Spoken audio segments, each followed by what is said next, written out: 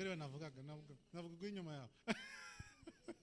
Ariko turebe kugira ngo tutaramba, sibyo? Nimwicara n'ukuri murasinzira. Sibyo?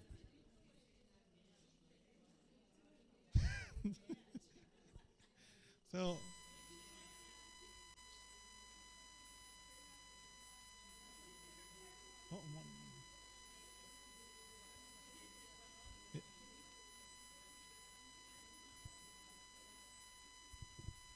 we need to be on the same page. Twahuza ikiganiro.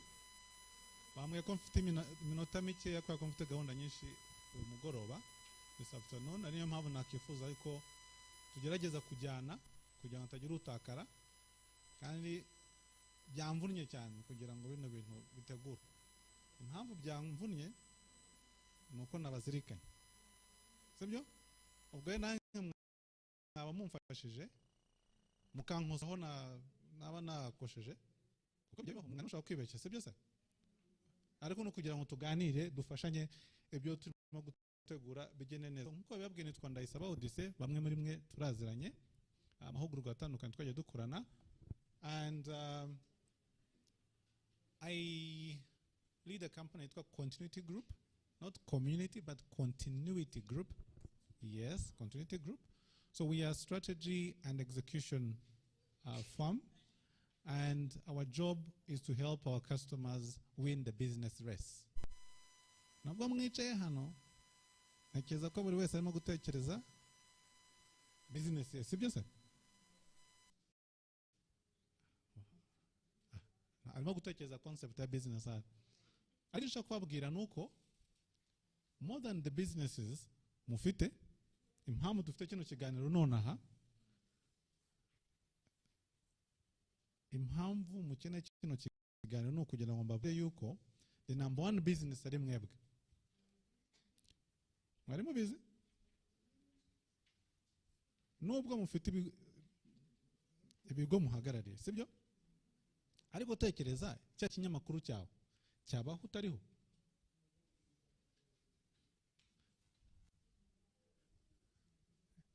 Aha, bamwe rimo ko ababyemera ko cyaba batariho ni bangahe? Mfasha kugira ngo tufate imibare ni bangahe? Ko niyo wagenda mu zindi nshingano cyagumaho ni bangahe? Are you counting? Ninde urimo kubara mudufasha? Imibare turayikeneye. Tangire 1. Aha. Ageze kuri kabiri kanga ndene. Vuga cyane kugira ngo. 3, aha. 4, sibyo? Aha. Undi ninde ubyemera ko cyakomeza 6, 7, 8, 9 cyakomeza ntago yabimenya. Aha, cyakomeza 9, 10. Hano dufite 10, hano bangaye 13, 4, 6, 7. So 17 of the beautiful women in this room are the only ones who are sure that their institutions can stand even when they are gone. What is the total number of the attendees? Okay, anyway, it's worth noting. Impamvu ndimo kubabwira bino bintu nuko biroroshye cyane kugira ngo amajoro urara wubaka ateshwa agaciro igihe cyose ugiye, sibyo? Kandi nubwo umufite ku ikizere uyu munsi ko bishoboka kuba ugiye cyakomeza, you need to be sure. Hari ikintu bita hypothesis, it's a guess, sibyo? So how do you prove yuko ibintu urimo kubaka byazaramba ejo hazaza bikazubaka n'umuryango cyangwa imiryango yanyu, sibyo? Part of the job that you do itoroshye, hari akazi kaba n'imiryango, sibyo se? Byose biyubakira ku uri we rero. So when you're talking about personal branding and networking, no kugira ngo banshe kumva why is this important? Aha turimo kugira ngo twibutse yuko as the women who are leading the church, yourselves, you need to consider yourselves as a business. Sibyo? Kuko ikigo cyanyu ifite ubuzima gatozi, sibyo? But also as individuals, ndaza kubereka nuko bima kugenda biza. Ndaza kubereka yuko bitanga icyizere ko cya kinyamakuru mo kubaka cyazaramba. Iyo kirambye byongera amahirwe kuri ba bantu mwahaye akazi, kuri wa musoro mwatangaga, ku bana, ku miryango yanyu, kubera ko bishimira, bagira ikintu bashobora kwigamba bati mama yubatse kino kintu, sibyo? Ariko niba ubatse ikintu wumva neza ko nta gaciro kirimo gutanga, nta wundi muntu uzagiha agaciro. Niyo mpamvu hari ahantu handitse ngo mwikunde mugenzi wawe nk'uko ugize gute, ariko si ubwo the first thing ni iki? Kwikunda. Okay, so that's why we're here, no kugira ngo twumve bino bintu kimwe. So this is the name of this presentation. Shobora kuba atari ko cyanditse muri program, but there is a reason for that. No kugira ngo mubashe kumva aho bihurira. Yes, please. Yes.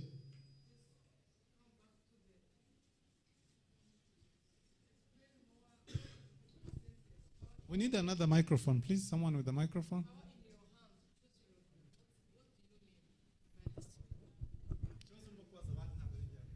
Eh? Yes. So I want more to understand the meaning of the sentence. Which sentence? Power in your hands, or choose your heel. What really this mean in our daily life? Ninde wawe ufite igitekerezo kujya mbere yuko ngira ikintu bivuga? Hari abantu barimo gusinzira ari inyuma. Who can help us? Abajije ikibazo cyiza. Aha.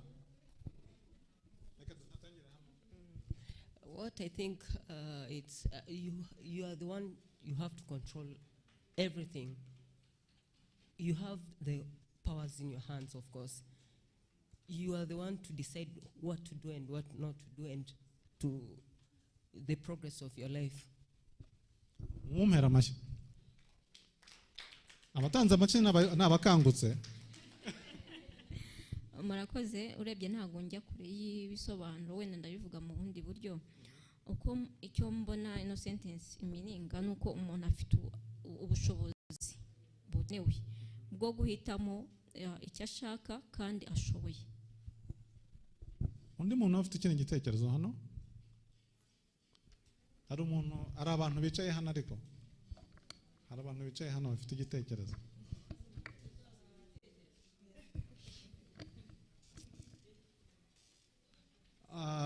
Power in your hands. Ikintu ufite mu ntoki cyakugora kukimanipulatinga, sibyo? Like your phone, sibyo? It's at your mercy, sibyo? And your businesses are in your hands, sibyo se? Now the next part is very interesting. Choosing the hill. Hano kubaza a statement ivuga ngo choose the hill you'll die on. Wari wakumva ko kano? Choose the hill you wish to die on. Ese ya business uyifite nkaho hari yawe koko, cyangwa ni n'urwitwazo rwo kugira ngo ugire ahantu unagera, cyangwa no gushaka kucyubaka kugira ngo gikomere? Why is this important? Nuko as we are going to see it, ibyo wubaka bishingira ku uriwe. So let's go to this slide. Hari ahantu baze muri Bibiliya ahantu umuntu yigeze kuvuga ngo bavuga ko ndende, right? Why was that important?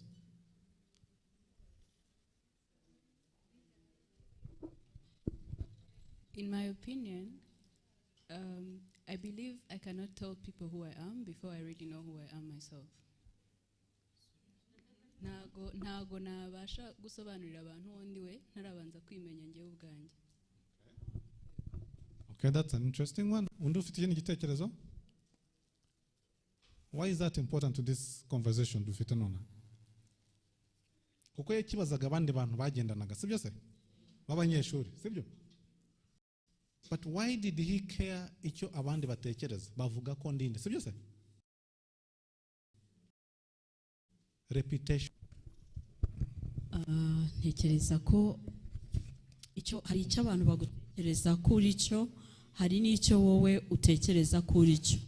rimwe na rimwe usanga bitandukanye icyo abantu bagutekerezaho n'icyo utekereza kuri cyo ugasanga biratandukanye ni byiza kumenya icyo batekereza kuri wowe kugira ngo ubashe kugihuza n'uko wowe wibona nubwo atari ngombwa kuko abandi bakubona ariko nawe uba umeze ijana.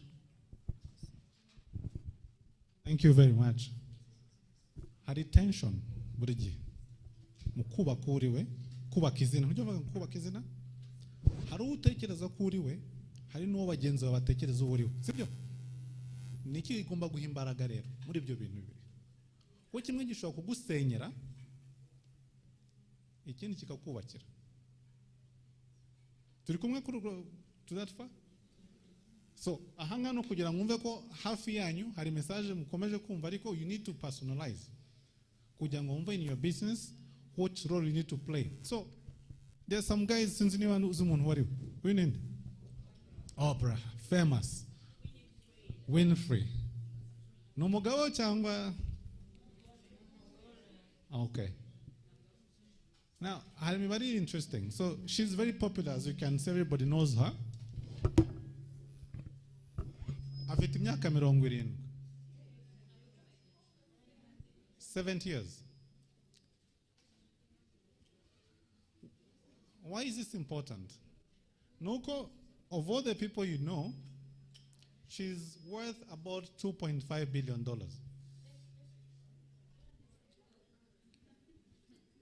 There's proof for that. Numunyamakuru, sibyo? Hari amakuru nyine ibikorwa agiye akora byerekanye n'itangazamakuru. Ariko beyond that, she built a name. Sibyo? Ikinyamakuru cyawe ushaka kukigurisha, sibyo? Ninde usigara? No, you. Nicyubakiraho nyine kuko niwe mubyeyi wacyo. So you need to understand there's more value in building your personal brand. There's also this other lady, Indomozi, Ariana Huffington. Indomozi? She's very big actually. Yakoze ikinyamakuru cyitwa The Huffington Post. Nido kizi? Urakizi? Aha, she's the founder. Ariko yarakigurishije nacyo. You see? She's known. Aha, you see? So let's keep going. Ninduzu uyu nguyu?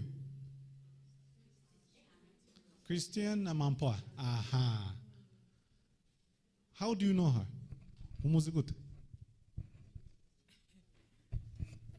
Agira ibiganiro bikakaye. Undi? Sure. Akora ibiganiro bikomeye cyangwa se ibyo bita hard talk.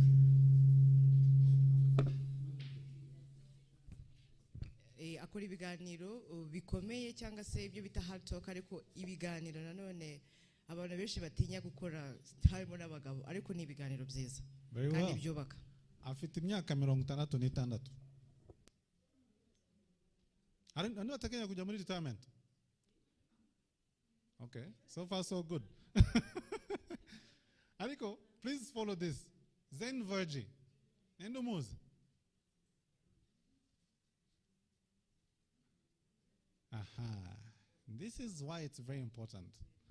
I need to understand, even for yourselves, who do you look up to? Who do you look? Ninde utuma ubyuka mu gitondo uvuga nti I want to achieve this level of success like so and so. Do you have that person? So if you don't have ikintu kigukura, then you may be late to the party. In the sense, there are women who are performing, everybody can learn from, sibyo? But if you don't know a woman who can challenge you to become better, you may feel like wagezeyo. Sibyo sir? And this is why these names are important. These are just an example, sibyo? And I'm trying to share with you, by the way, she's African, half Canadian, from Kenya, and also works for Senate. You can do some research on that. She's 50 years old. A divergence. Aha. You know that one, right? Okay. She has built so much wealth, although she has performed very well, right? You're retired from the game, right? But she never stopped making money. In fact, she's making more money than she was in sports. Izina and the business. No attention. Let's go on. Oh, she's worth $290 million.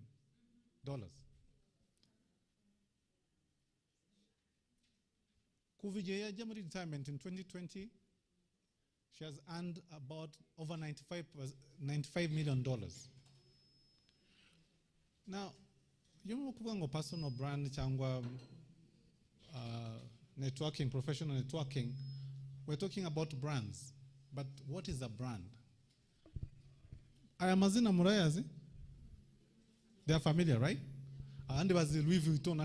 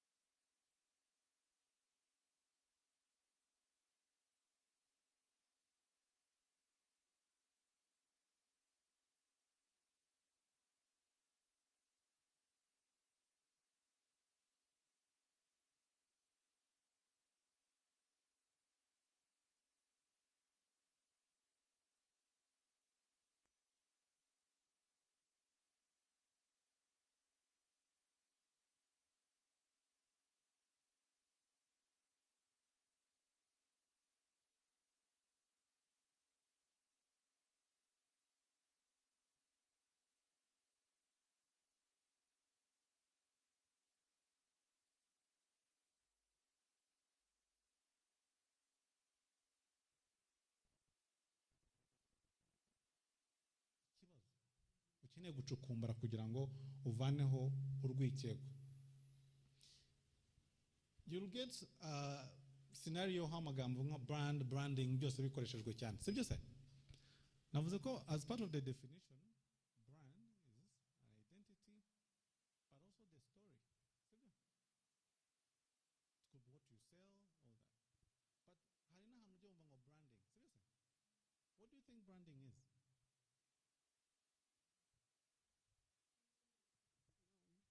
It's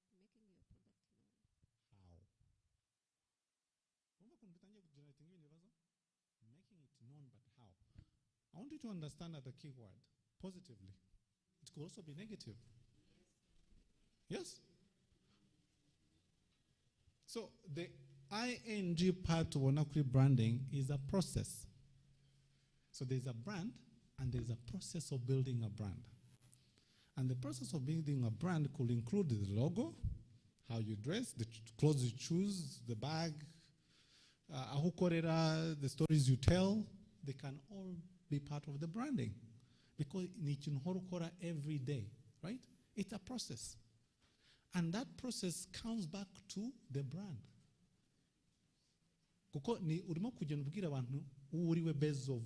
Based on what you produce, right? Which is the reason why I want you to understand that there's the identity, what's it? And there is also who you are. Part of ibirango hakaba na za nkuru mwandika ubwanyu sibyo cyangwa the videos you generate. So there's the brand identity and the branding. Now the other element turimo kuganira this afternoon ni ikintu cyerekeye na networking. Now networking nanga turahari for what? Why are we here? For networking. For networking. For networking. But what is networking? Knowing each other, socializing, and getting fun. Networking. I don't know kukopera. Na baboy. But I want you to understand that when it comes to professional networking, it's a deliberate thing. Nuvango ni ikintu ukora watekerejeho. Hari abantu ushobora gusanga baje hano bamaze gukora research, who is coming, nzambara iki, se cya gitenge nibwambare nta wundi bucyambaye, ese business card zanjye zitari, all those things, sibyo? Hari nuza nta gahunda rwose yifitiye pe, ati ngiye kureba byabereye Yerusalemu, sibyo? But the question is, abantu bazatahana ibintu bimwe? Why? Because one has a strategy. Sibyo? Umwe afite ingamba zamuhagurukije, sibyo? N'ikintu ari butahana aragifite, niba agomba kubaza afiteho an idea. So that's why it's not just guhura n'umuntu, but what question am I going to ask you when I meet you? Maybe wasanga hari ikintu yamfashije muri business yanjye, akaba ari bumubone. What happens? So that's why it's a deliberate engagement, professional networking. Kugira ngo igufashe iki rero nuko there are many things. If you do that,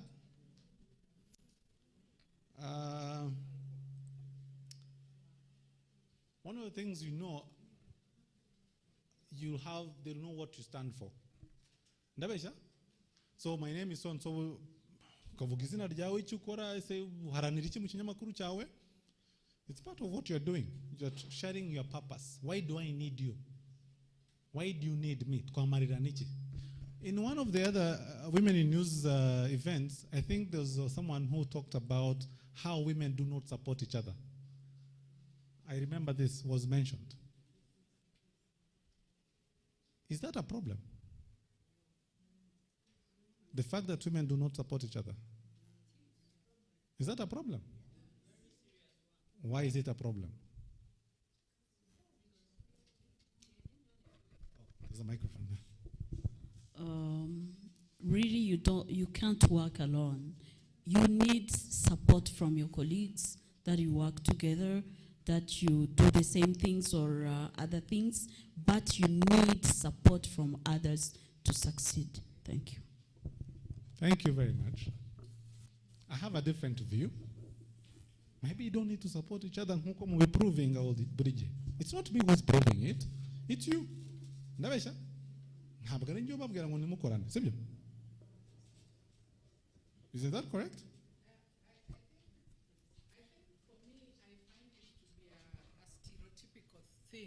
That is put on women. I find it to be a stereotypical thing that is put on women, that women are their own worst enemies, and women, for women it's always said. But I think even men don't support each other.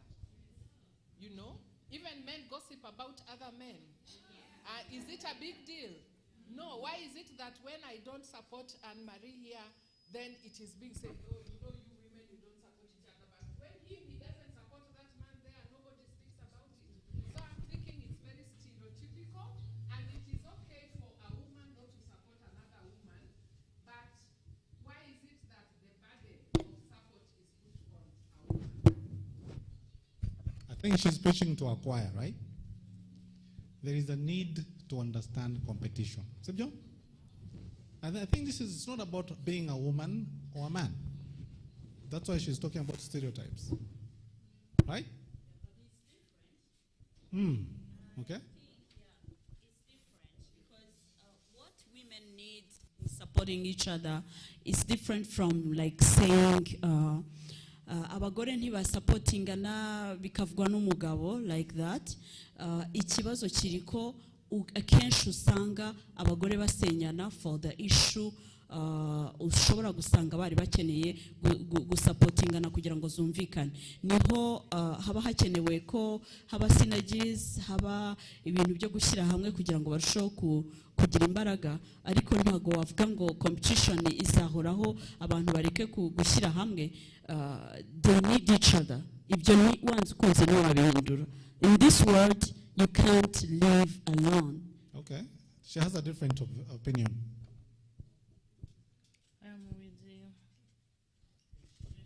Okay, so apparently here there are people who are saying women should work together. Sibyo? Oh, and by the way, gukorana cyangwa gushyigikirana ntabwo bivuze ko mudahatana. Nabesha? So it's very important that we separate issues. She has a very important comment. No, time market need competition on the other side. We need to get ready and to get out of box. We need to get out of box and get ready and sweat our shoes and get ready to compete with the spring market. Because now we're in technology. In springtime, we need to get ready and compete in another way. Okay, she's saying we need to put on your running shoes. Mine is quite controversial, actually. So, I think the context of women do not support each other does not only come from competition, but there's something we like to call as gatekeepers of the patriarchy. I don't know if you've heard it. Yeah, I get it. Yes. So some women do not believe that supporting other women fully is necessary because they still believe in some, can I call it elements of the patriarchy? Yes. I would go on that. Yeah, Soma. Patriarchy. But what she's saying is very, very powerful, by the way. She's saying, umugore cyangwa umukobwa akurira mu gicucu cy'umugabo, in a sense, if I can use the word, right? Yego, akumva ko hari ahantu umugore atagomba kurenga. Biga creating ikintu bita self-esteem issues. Sibyo? Ukumva ko you are not worth it. Why do I need to look like Oprah? Sibyo?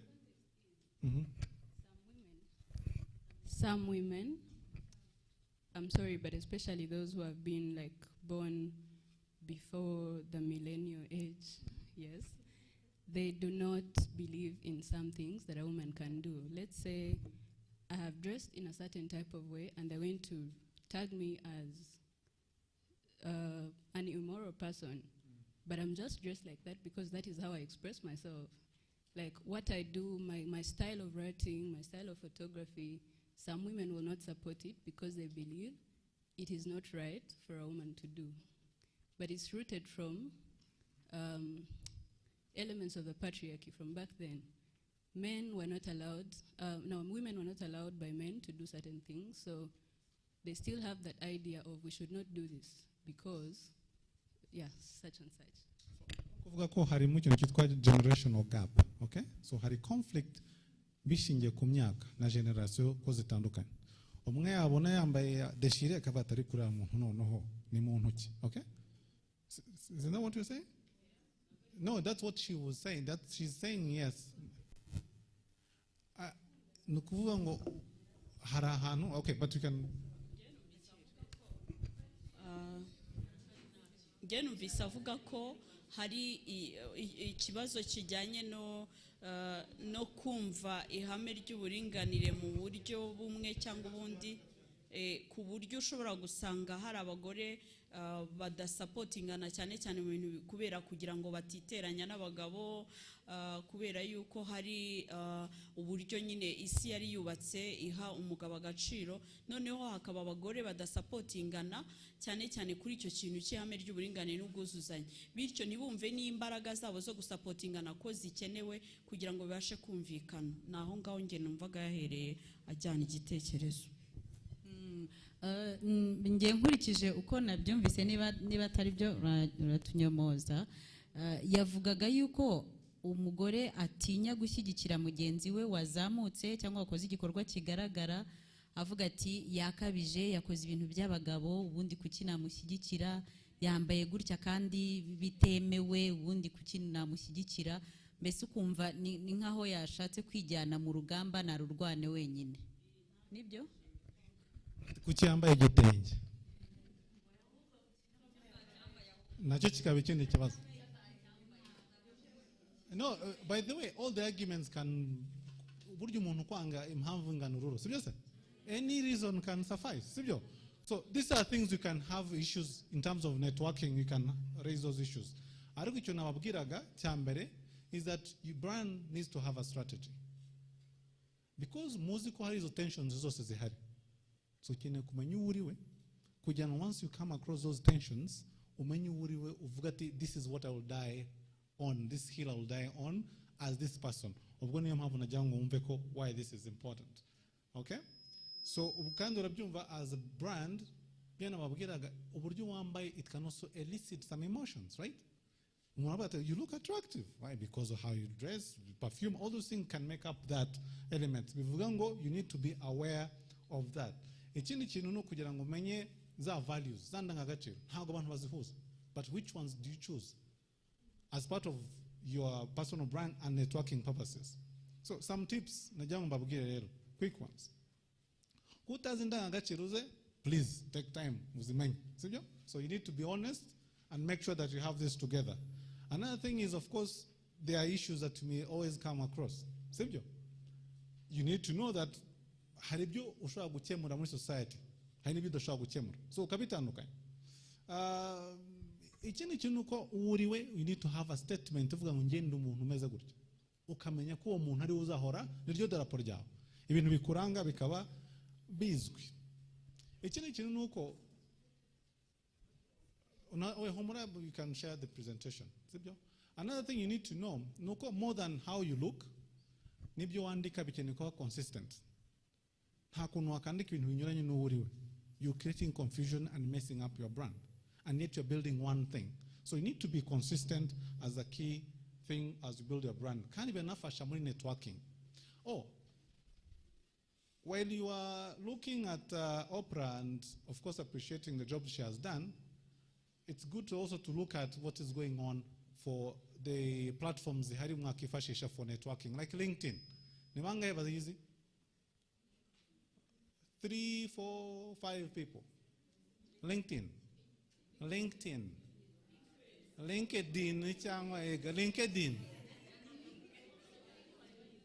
Okay, ni bangahe bayizi? It's okay. Abatayizi ni bangahe? That's better. It's okay, by the way, not to know. Kubera ko kubivuga, kubyemera, I said you need to be true to yourself. Nuko nta muntu wagufasha atazi icyo ukeneye. So that's why you need to know this thing. So you may want to look at that kugira ngo urebe ukuntu byabafasha. So you need to look at your profiles. Musagute ifo turimo ukoresha kuri profile yawe. Irimo kongera agaciro kirimo kukagabanya. This is an example. Ese zirasa n'ahandi. Another element ni engagement. As you comment, as you post, do you even understand that there's a limit in terms of how much you can post in a week? Because if you say too much, you may also misrepresent yourself in the process. Come again? What's wrong with the posting too much? Why? Linda Musubiz. Yes. Oh, so the definition of too much. Let me give you a rule actually from the research, okay? 3 times as a maximum per week. Yes. 3 times. Content. You can produce yes, there's a reason for that. You choose. There's a reason why I'm trying to share this. Ukuandika ibintu utatekereje neza musesengura. Ninako we inviting abandi bantu kubifata uko bitari. And you're creating a mess for yourself, okay? So you need to take time kugira ngo ibyo wandika ube wabigenzuye bitangiza uwuriwe. So you can also look at the performance metrics. Ese imibare imeze gute ibyo wanditse n'indi wabikunze n'indi utabikunda n'iki batabona sources za referrals zaturutse he bikaba byagufasha kumenya if you're doing well or bad. Last thing you need to know is something called brand protection. Brand protection. If you don't control your brand, someone else is going to do it for you. Like your competition or someone who doesn't like what you produce. So you need to figure out ways of also protecting what you're building. So you need to come up with the different strategies of making sure that your brand is well protected. And this other element which is very key. Serena Williams and Oprah Winfrey's, they've trademarked their names and their work. Have you? You see, just jerekana who you think about yourself. So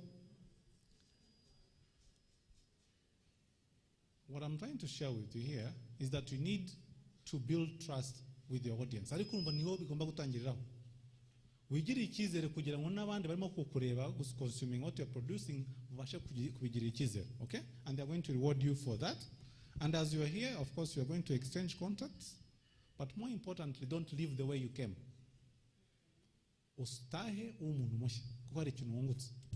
And I think that's what will be my closing elements. Is in any details that you can have in the presentation. If any questions, thank you.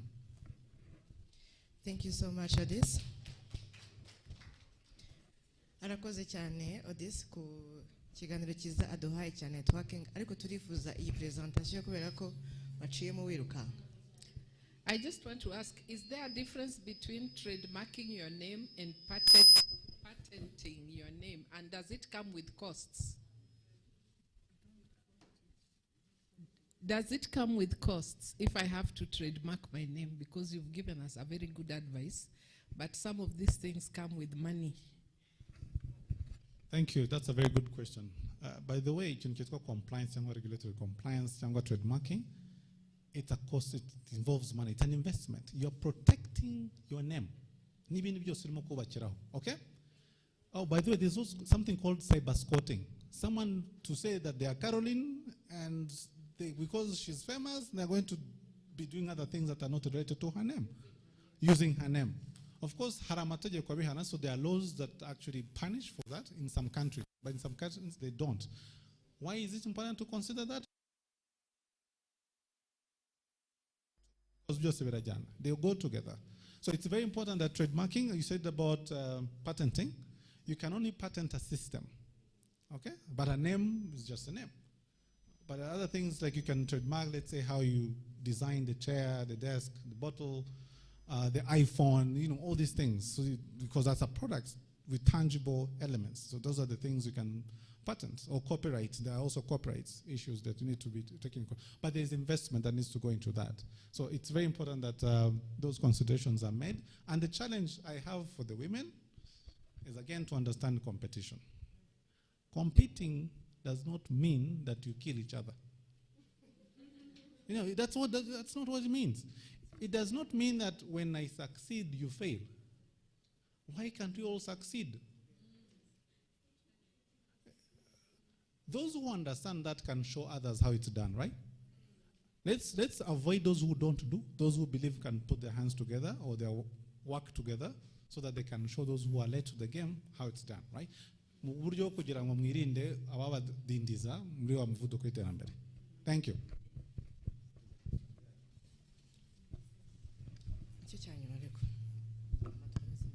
Urakoze.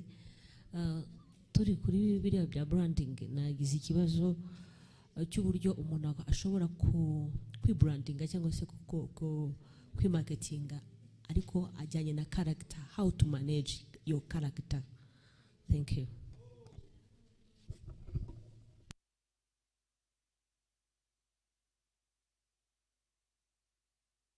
She's asking a very tough question, but it's not far from what we spoke about. I said here on this slide, you need to understand your values. A brand is all built from values. When you talk about differentiation, which is what some people have said, Wodasa, I think some people talk about that. Novango, how can I, okay? You can ask yourself this question. That is your strength, because you need to do analysis of yourself in the market, what you're bringing to the market. Yes, because you're talking about a personal brand, on top of which the business whatever. It's understanding foundation.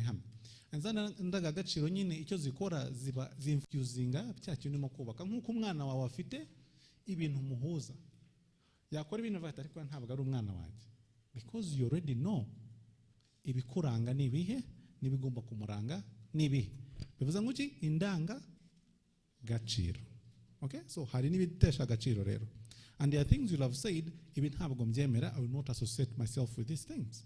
And by there, as part of the networking rules, there are some events I can never attend based on who I am, maybe what I believe, or some issues. There are issues I will never talk about because they are outside of my belief system. So ibyo ngibyo bikagufasha kumenya umurongo wafata kugira ngo n'abakujya inyuma babasha kumenya koko niba ufite umurongo hamye naho uganisha, kuko niba abantu batazi yujya njya mbwira abantu, if you don't know where you are going, anywhere will take you there. But if you understand where you're going as a person, as the founder, as a dreamer, as a life giver, because you're giving life to an idea, to a business. So you need to all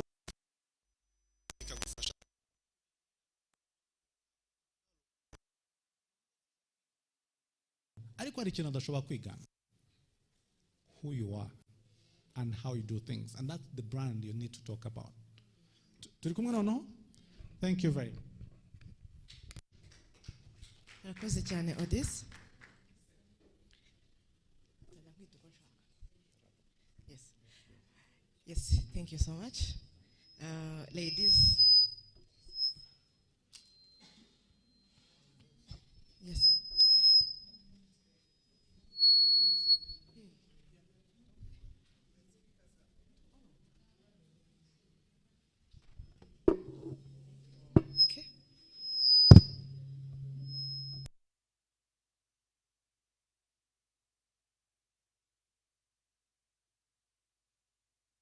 Sure. Okay, arakoze cyane. Ariko ngo murasinziriye cyane. Nukuri? Hajya nindekera dutereye akabyina. Ariko ndaguhamagara mu kanya. Reka tubanze dukurikire ikiganiro baduteguriye. Ndashaka guha ikaze Marie Anne. Anne, tebuka.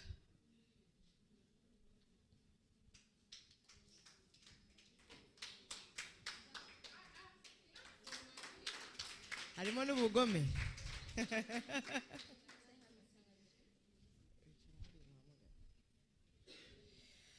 It's about media launch, ariko ibyinshi arabituganiriza.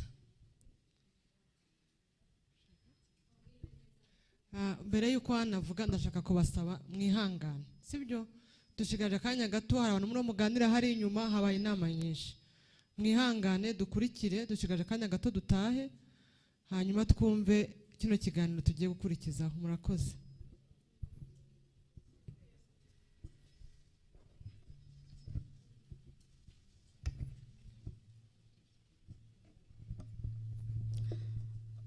Thank you, Latifa. Mwiriwe neza. Nkuko ababwiye nitwa Marie Anne Dushimimana. I'm a woman, a journalist, a winner, a gender activist, cyane cyane muri field ya media. Nigiye kuyobora ikiganiro cyitwa Women's Barriers to Progression in Media, Tips to Overcome Them. Ngenekereje mu Kinyarwanda ni nk'imbogamizi ku iterambere ry'umugore mu itangazamakuru ndetse n'inama zadufasha kuzirenga. Tugiye rero kwakira umutumirwa udasanzwe agiye kutuganiriza ku nkuru ye. Wenda reka mbanze mubabwireho gatoya. She has a bachelor's degree in journalism and communication. She has 13 years of experience as a journalist. She has 11 years in media management. She is a renowned consultant in media capacity building since 2018. She is a wife, a mother, and currently she serves as deputy director at Radio Huguka. Nizere ko mwabashije kumwumva. Ladies and gentlemen, mumfashe twakire Brigitte wa Maria.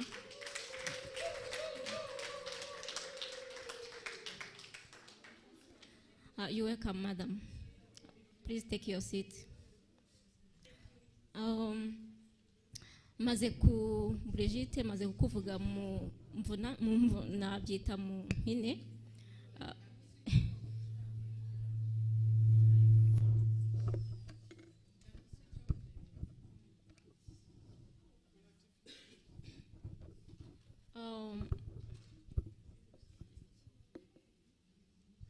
Maze kumuvuga mu mpine.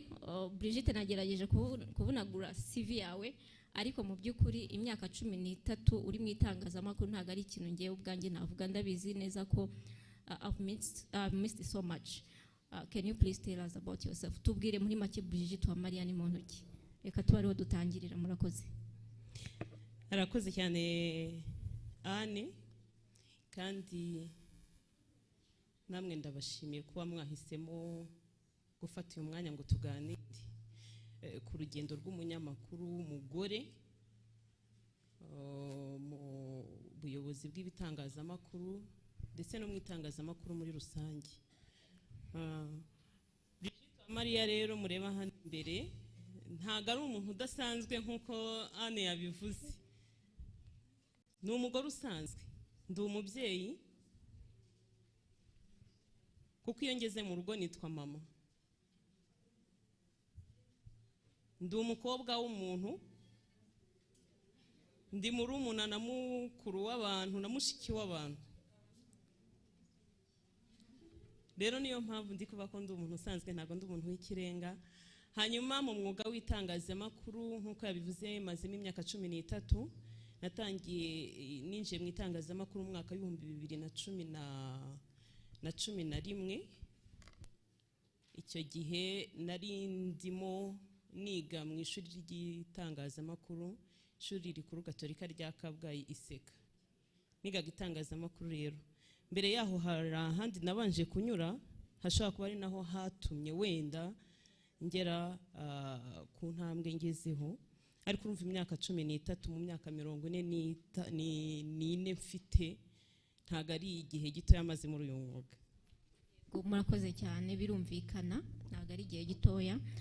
Brigitte, ibyo ari byose uratubwiye uti hari ahandi hantu nabanje kunyura, wenda hananteguriye kuba nduwo ndiwe uyu munsi. Nagira ngo tubwire what made you decide to go to try to enter journalism. Niki cyatumye wumva wakwinjira mu mwuga w'itangazamakuru? Uvuye aho hantu urahera wenda naho hantu hakwenspire, ariko utubwire mu by'ukuri icyatumye udesida ukinjira mu mwuga w'itangazamakuru. Murakoze. Ubundi nkiri mutoya, nkiri umwana, nakundaga abanyamakuru. cyane cyane abanyamakuru bakoraga ibiganiro byo mu rurimi rw'igifaransa. Nakundaga cyane samedi détente, nkakunda kuyikurikira, nkanagira n'amahirwe wacu habaga karadiyo ko mu cyaro k'igihe cyacu, nkayikurikiraho. Nakundaga cyane umunyamakuru witwa Jean Jules Mazuru, ngakunda ukuntu yavugaga igifaransa, nkumva ndabikunze. Nakumva uko Victoria Nganyira ayobora ikiganiro cy'abana, nkumva nanjye nifuza kuzaba umunyamakuru nkawe. Rero nakuze muri ngiye ndikunda, ariko nza kugira ikibazo cyo kutagira amahirwe yo kuryiga koko, kuko mbere tujya kwiga muri secondaire twabaga tuzi ko umuntu uzaba umunyamakuru atangira akiga yiga indimi byibuze. Ngiye muri secondaire rero ntago nize indimi, nge nize normal primaire, nize kwigisha. Ariko ubwo mbere muri twatangiye jenoside yakorewe Abatutsi kirangira, mbere batangiraga section, ariko twebwe dutangiye programme yari yarahindutse. Urumva nta section twari gutangira, twatangiye nk'abize tronc commun, ariko nta examen twakoze nyuma y'imyaka 3. Ubwo mbonye ntayo dukoze, ndavuga basi buriya byararangiye, sinzigera niga indimi ngo mbumunyamakuru nkuko nabishakaga, nzaba ikindi nyine. Tugeze mu mwaka wa 4 baduhitiramo amasection, baduhaga amasection aho nigaga muri groupe scolaire Notre Dame de Lourdes mu by'Imana, baduha amasection. Ngiye nsanga banshyize muri normale primaire. Ni nakunda ubwo nyine ngiye kuba mwarimu. Ndanarangiza kwiga secondaire mba mwarimu koko. Imyaka igera ku 8 kariyeri ya enseignement, ndavuga ngo reka mbe nyivuyemo, ubwo nza gufata umwanzuro njya gukora ibindi. Ariko wa mwuga w'itangazamakuru urumva nk'ukunzi. Rero hagati nibwo natekereje kujya kwiga, ndavuga ko bikunda, kandi noneho nkaba ngize amahirwe hari amashuri abyigisha yigenga, nagiye kubyiga. Njya kwiga muri Iseka, gutyo ntangira kwiga itangazamakuru gutyo mbikunda. Ariko numvaga ntazahita mbyinjiramo kubera ko icyo gihe niga itangazamakuru naranacuruzaga, ariko atari nari umugore ufite business nini. It was yari small business gusa, mbona nkuraho uko mbaho, nkumva ari byo nzakomeza nkikorera.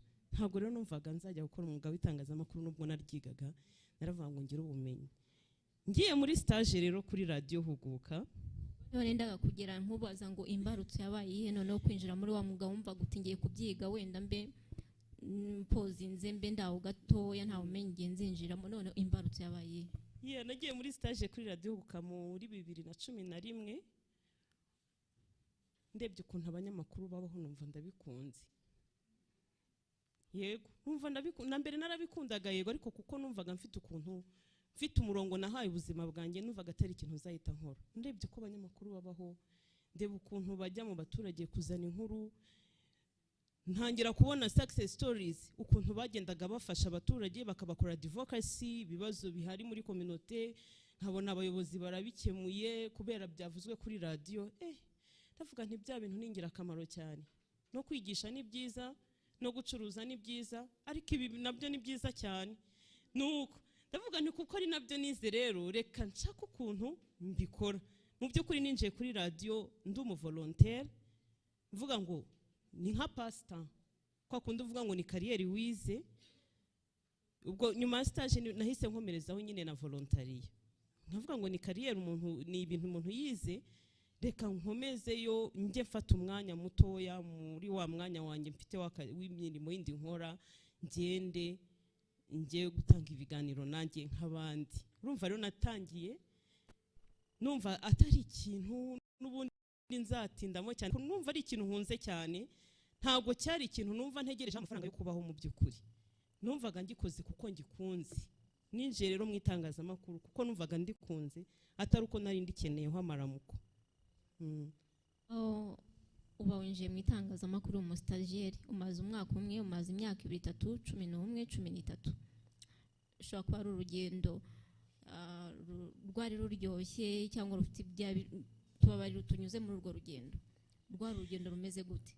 Kubera ko hano hanze tubona abana b'abakobwa, abagore bananirwa bakiri mu myaka 2, 3. Wowe waragiye ugera mu 10, ugejeje muri 13 uyu munsi. Tubabari tunyuze muri urwo rugendo, rwari rumeze gute?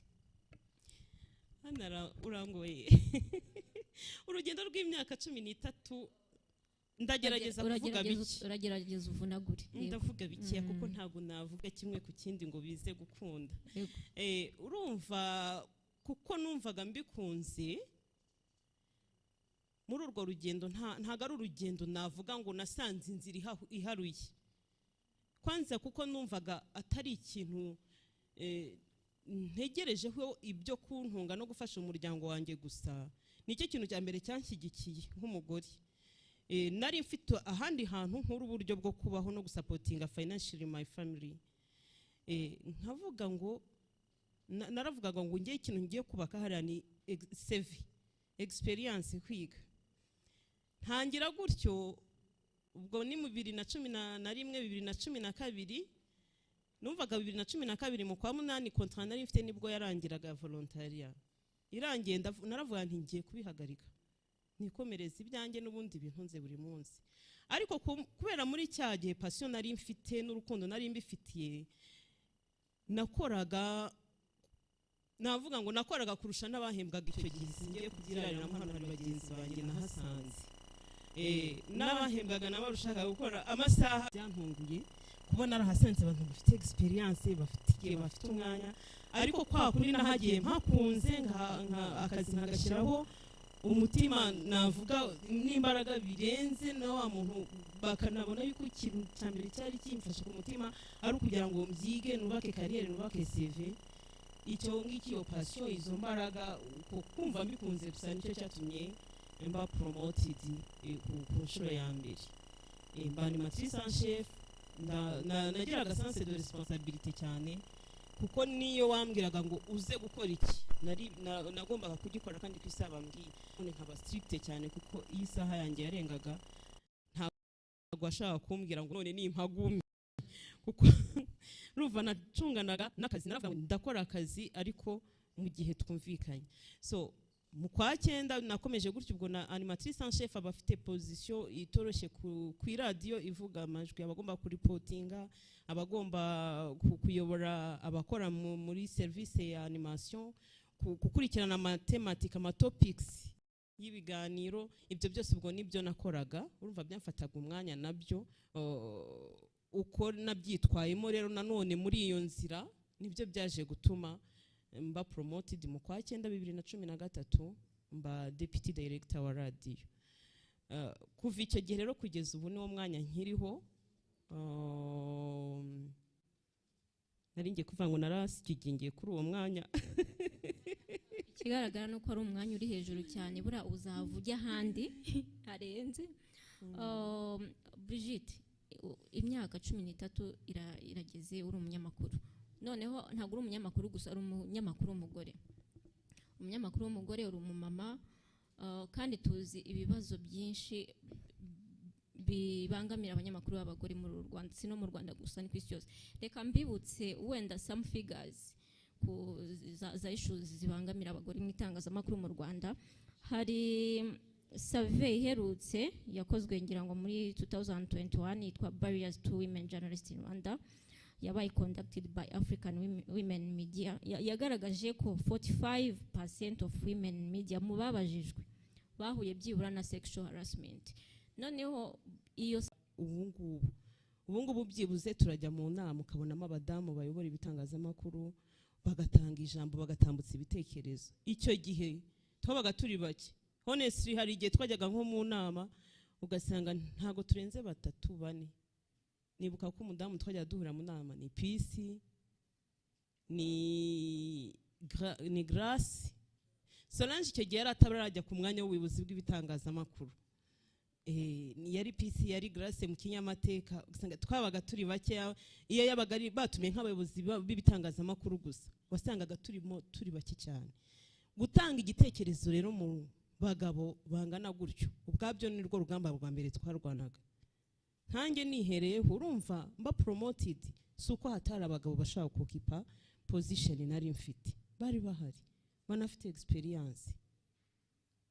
Ikintu cya mbere nahanganye nacyo ni kwakunda umuntu, donc kurwanana no kubaka izina ryawe, identity yawe nk'umugore. navuze ko ibyo nanyuzemo mbere wenda aribyo byamfashije gusustaininga kuba byonyine nari mfite background muri education byamfashaga kugira eloquence byamfashaga kumenya kuvuga kumenya gusobanura ibintu byanjye kandi bikamfasha no gukora cyane buriya kuba abantu bize na mari primaire barabizi kuba twarigaga amasomo yose abaho ku isi byatumaga byaduteguraga gukora n'ibintu byinshi cyane icyarimwe urumva hari igihe wasangaga uriya ndi animatrice en chef ariko ndi hostinge n'ikiganiro ndibuze no gukurikirana n'abanyamakuru kuri radio ndibuze no kureba ko grade programme yubahirizwa ko icyo gihe nta programme manager wari uhari rimwe na rimwe ndaza no kujya no kuri tele gukora inkuru kandi na business yanjye umeze nyikurikirane kuko niyo yari kinkoze salary nari mfite yari nto cyane urumva ibugamba narwanye rwa mbere n'urwo rwo kubaka identity yanjye basi bamenyere kuri iki bamenye ko ndi hard worker icyo cyonyine kiba ari cyo kindambisha aho ngaho bamenye ko ndi multitask nshobora gukora ibintu byinshi cyarimwe ni ukuvuga ngo icyo nabonye yari amahirwe yo kugaragaza icyo nshobora gukora nakoresheje imbaraga nyinshi n'abandi bagore hano barabizi barazikoresha icyabishoboje rero si uko nanjye ntari kunanirwa kuko sexual harassment nk'uko n'abandi bagenzi banjye bagiye bahura nazo nanjye nahuye nayo I've been harassed sexually nk'abandi bose none se ugira ngo twajyaga mu nama cyangwa twahuraga n'abandi ba peers bayobozi b'itangazamakuru even n'abandi nabo dukorana ugira ngo ushobora no ntihari igihe umuntu yanatangaga n'igitekerezo akavuga ni uko uri umugore ubundi se wabaye na promoted kuri umugore ibyo byose byagendaga bibaho ariko ikintu nakoze byari nko kwirengagiza ibyo byose bambwira ni nacyo kintu kimubaka mu buzima wirengagiza ibyo byose bavuga ukubaka izina wowe ushaka ukubaka icyo ushaka kuba cyo ukereka community society what you really want to be nicyo kintu cya mbere nahanganye nacyo kubaka identity yanjye kuko nahoraga nireferinga ku bandi bantu nkavuga ati niba ndi umuyobozi abandi bayobozi bayobora gute mu myaka nk'ibiri ya mbere sinjye kubabeshya nayimaze ndi kureba ukuntu abandi bayobozi b'itangazamakuru babiyobora nicyo kintu cya mbere nahanganye nacyo kubaka identity yanjye kuko nahoraga nireferinga ku bandi bantu nkavuga ati niba ndi umuyobozi abandi bayobozi bayobora gute mu myaka nk'ibiri ya mbere sinjye kubabeshya nayimaze ndi kureba ukuntu abandi bayobozi b'itangazamakuru babiyobora nagera amahirwe yo guhura n'uyobora radio ishingiro twari community radio zenye ubu harimo kwiyongeraho ya gatanu nahura n'uyobora ishingiro nkajya mubaza mbwira mubigenza gute ariko ubundi plans muzikora gute bituma mufite wanyu se administrative document nizi nkirirwa muri ibyo ese abakozi ubasha kuba managing gute how do you manage your team how do you motivate them nkirirwa muri ibyo nirirwa mbaza ibyo bintu nabikoze igihe kinini ariko nta kintu nakuyemo umunsi nafashe umwanzuro ntavuga ngo ngiye kwiga my team menye their strength menye their weaknesses menye how I can cohabitate with them kuko nabantu tubana umunsi ku wundi nibwo nabashije kuvuga ngo inzira ndayibonye noneho ntangiye kwinjoyinga my administration my management position. Urakoze Brigitte mise sexual harassment iyi statement yawe nagira ngo utubwire n'umuyobozi n'umuntu dushaka gufatiraho urugero cyangwa se dufatiraho urugero badusharinga some tips zagushoboje kurenga sexual harassment kandi ukaguma muri media kuko ubushakashatsi butwereka yuko abagore benshi uyu munsi umubare w'abagore muri media ni 25 ngira ngo uri munsi ya 25% kandi mu by'ukuri so barajoininga bagahita bagenda so wowe ni izihe tips zatumye usigara uhamamo ukarinda iyo sexual harassment ukarinda izo stereotypes zose wari uri kutubwira uhita ubitwara uduhe na tips some tips twakoresha mu by'ukuri usigara uhamamo ukarinda iyo sexual harassment ukarinda izo stereotypes zose wari uri kutubwira uhita ubitwara uduhe na tips some tips twakoresha mu by'ukuri zitangible. Thank you. Erega ntago bari abadamu bakora itangazamakuru kuko nanjye imbere yanjye muri iyo myaka amaze guca abakobwa benshi n'abadamu benshi ariko bagera hagati bakafata bakajya mu zindi domain bakava mu mwuga w'itangazamakuru. Ntago kuvamo ari uko bahura gusa na sexual harassment, harimo ibintu byinshi. Honestly tujye tuhera ku bitangazamakuru uko biteye, uko byubatse ku bushobozi bw'ibitangazamakuru kugira ngo ubashe kubona akazi nk'umunyamakuru. Ntabwo ari domaine ushaka kubyuka mu gitondo urangije universite uhite wandika iletre isaba akazi uyisubmitinge ugende ukore examen utsinde interview baguha umwanya ubanza kubaza experience rero bakubaza ni hahandi wanyuze kuyubaka ni kwa kunyura muri volontaria sibyo kumwe twirwa dukora volontaria hirya no hino dukora gute. Iriya volontaria rero hari abagore benshi abenshi ntago ari bose abenshi nzi kimwe mu kintu kiduca intege ni uko uyikora nta kintu winjiza mu rugo. Sometimes you are not supported by your partner cyangwa your family, ntago bari kumva impamvu byuka buri munsi ugenda nta kintu cyura. Ni kimwe mu bintu rero bigenda bikoma mu nkokora abantu. Icyo ni icyambere kugira ngo ngitambuke icyo ngicyo nko nababwiye nari mfite ukundi kuntu mbayeho. Ntabwo I was not lying on the salary. Nari mfite ukundi kuntu mbayeho. Ni ukuvuga ngo uburyo bwa mbere bwo kuba twabasha gutambuka icyo kibazo abagore bakubaka experience abakoresha birirwa badusaba nuko byibuze ashakisha undi y'umwuka w'itangazamakuru akandi kantu gatoya kaba kamubeshaho akubaka kariyeri ariko afite ukundi kuntu abasha kubaho. Icyo ni kimwe, cyangwa se akaba afite famiye ashobora kwigisha impamvu abirimo imusapotinga. Icyo ni icyambere. Icya kabiri ibi bitekerezo za stereotypes umugore ntacyo ashoboye, umugore umunyamakuru abaye promoted kubera afitanye affaire personnelle n'umukoresha we na superieur yarashike yabaye promoted kubera ibyo byo ntago muzabibura na rimwe kandi nta nubwo bamwitangazamakuru gusa biba n'ahandi. Nk'umwitangazamakuru kugira ngo mbirenge muhuye nabyo nanjye cyane ndetse ku buryo byanarengaga aho dukorera bikanajyana no mu rugo iwanjye no muri famille bikageramo. Kugira ngo mbashe guhangana nabyo nabanje nubatse image yanjye. Ni ukuvuga ngo abantu bakujija bagendeye kuko bakubona kenshi bareba kakantu gatoya ufitemo weakness bakaba ariko bazamukiraho.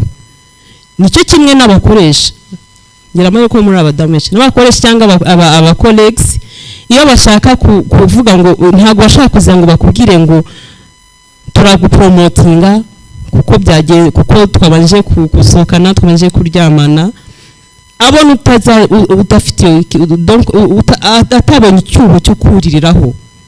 Ikintu cya mbere cyo gukora no kwimana icyuho rero bisaba imbaraga mu by'ukuri n'ibintu bisaba imbaraga kuko bisaba yuko ukora cyane, bisaba yuko ugaragaza ubushobozi bwawe, bisaba yuko buri mahirwe yose ubonye uyi-exploit. Ni ukuvuga ngo ikintu cya mbere nakoze njyewe urumva nari ninjiye mu mugabo w'itangazamakuru ndi mushyashya njye no mu buyobozi bw'itangazamakuru ndi mushyashya ntari bubone naho niri fearinga kuko kujya kuganira n'umugabo ni mugenda mukicarana mwenyine muri ahantu muri kuganira baseta ngo buri basohotse sibyo bijyanye na marketing, mu bintu bijyanye na project writing, mu bintu bijyanye donc kubaka capacity yanjye administrative. Niho ahantu nubakiye kandi nanone na rentere y'ikigo nkagerageza gukora ibintu byinshi. Nge n'icyo kintu nakoze ku buryo capacity yanjye administrative. Niho ahantu nubakiye kandi nanone na rentere y'ikigo nkagerageza gukora ibintu byinshi. Nge n'icyo kintu nakoze ku buryo nageze ku rwego hari umukolege igeze kumaze ko nk'ubu ngo nka boss wawe ashaka kubwira ngo muryamane wabigenza uti. Nageze ku rwego mbwira nti reka nkwereke ubu ngubu ahantu ngeze namubwira nti yego ariko akiretre igusezera niba ari byo uhisemo ubwo nibyo iby'akazi tubirangize ariko kugira ngo ugere ku rwego kuvuga ngo hitamo hagati y'akazi na plaisir sexuel ushaka ni ikintu gikomeye biba bisaba yuko uba warangije kubaka nawe kumwereka why you are really important for the organization. Nicyo kintu rero kigorana donc ibasha kubona true winjiriramo mu bitangazamakuru turimo bigiye bitandukanye mu bigo turimo nubasha kubona ahantu winjirira nk'umugore uzahinjirire pe nuhinjirira ukagaragaza ubushobozi bwawe bizagora bamukoresha ukubonamo potential nk'umukozi kwaza kukushakamo ayandi maramuko cyangwa se mugenzi wawe umukolege nuramo kubikoze bizaba biri ku bwende bwawe ariko bitari mu rwego atabyitwaje mu rwego rw'akazi. Hanyuma ntekereza ko icyo ni icya kabiri donc kubaka image yawe ugaprofita amahirwe yose ubonye kandi ukagaragaza why ukenewe mu kigo. Ntago ari ukwikubira bamwe bahita bavanga no kwikubira ngo imirimo yose wayishyizeho ibikino ibyo birabara nibashaka bazabivuge ariko wowe ni wowe uzi icyo ugamije ko atazagira ugusuzugura ngo uri mu mwanya kuko utawuvunikiye garagaza impamvu urimo nyine kandi utange n'umusaruro. Ikindi ni ukuba navuga ngo ni nko kwimarira mu kintu mu mwuga mu by'ukuri umwuga dukora uravunanye. Hari igihe akenshi twumva ngo niba twinjiye mu kigo cy'itangazamakuru tugiye nyine ngiye kuba muri pota zandi potinga bampaye inkuru 5 ndazikora saa 2 saa 3 nta mpamvu yo kugira ngo ndindire source nta mpamvu yo kugira gute. Donc kwimarira mu kazi no kuvuga ngo kora akazi uyikora amasaha. Donc sinzi ko ndi bugerageze kwitranslate ngakora akazi tujye tuvuga ngo dukora akazi we are focusing on the time on the work not on the working hours. If the business hours start from 8 to 6 p.m., 8 a.m. to 6 p.m., but you have an interview to conduct at 8 p.m., you need to conduct that interview kugira ngo ugaragaze kubishoboye koko nk'umugore. Abagabo bagira faveri nyinshi bagira ibintu byinshi bafavoriza ariko nk'umugore tuba tugomba kwirenga rimwe na rimwe akazi umuntu aragataha nakanagakora no mu rugo ukakoresha zambaraga nyinshi nyine ariko ukagira umusaruro utanga n'abantu donc na institution ikabona impamvu nyine uyikenewe donc ni kwa kwimarira mu kintu ariko bidakora ko nafite na za nshingano zindi zo mu rugo n'izindi. Hanyuma ku mwanya w'ubuyobozi rero ho ni ikintu cyihariye nawe kubwiye ko nabanje gushakishiriza ahandi ukuntu bigenda. Iyo winjiye ku buyobozi ho uhita ubona ibintu bihindutse naho undi mwaganiraga hari igihe bihindura ntimwe mugitera urwenya nkuko mwaruteraga ati buriya baye mabuja byagenze gutya na gutya sinzongera ugashiduka hari rimwe ubaye nk'uri rejected nk'utakaye rwose muri timu ukabona nta muntu ukikumva. Kugira ngo rero wongere ugarure ba bantu nko bisaba izindi mbaraga kuko nibuka ko hari igihe twigeze kugera kuri radio mfite timu mbi pe igoye nari mfite timu igoye icyo gihe itaranyiyumvamo nanjye nabuze aho mpera ngo inyiyumvemo pe byigeze kumbaho icyo gihe neza ngera naho numva ncitse intege koko ngiye kurekera ngiye kwandika lettre de mission kuvuga ngo iyi position ndayiretse ni mu nsubize ku nshingano zo hasi ni ikorera reporting nge moderating ama debate nge nkora nk'ibindi. Icyo gihe ikintu cyankomeje ni kimwe no kuvuga ngo usigara uvuga ngo ari ku bundi nincika intege ahangaha ese nimbona amahirwe ahandi ho nzabasha kuhasustaininga.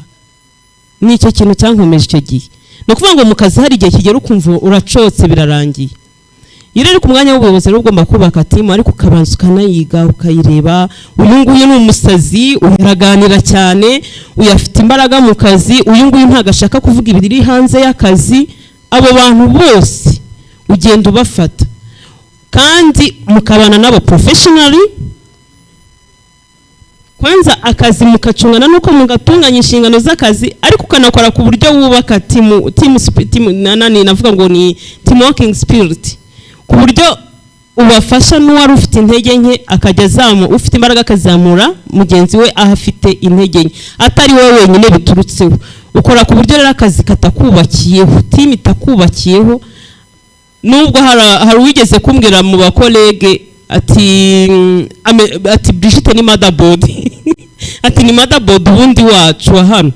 Urumva ukora ku buryo ubundi icyo kintu ugikuraho, nubwo kugeza kuri umunota ntaragerageza kukigezaho burundu. Icyo ukora rero ugerageza kwiyegereza buri umwe mu mbaraga ze, kandi ukirinda ubujajwa, ukabiyegereza atari mu bujajwa.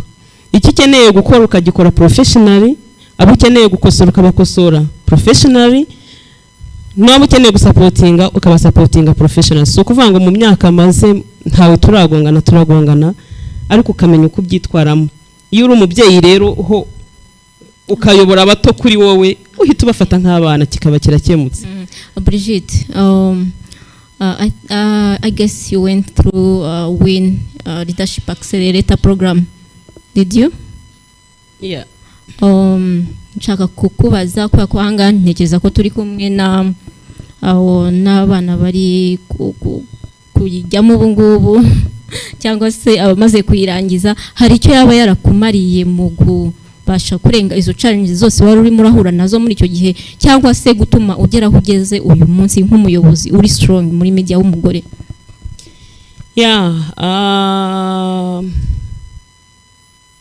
Ugira ngo se wini sinzi ukuntu nabishushanya, ariko urabona nka kwa kundi uba ugiye guteka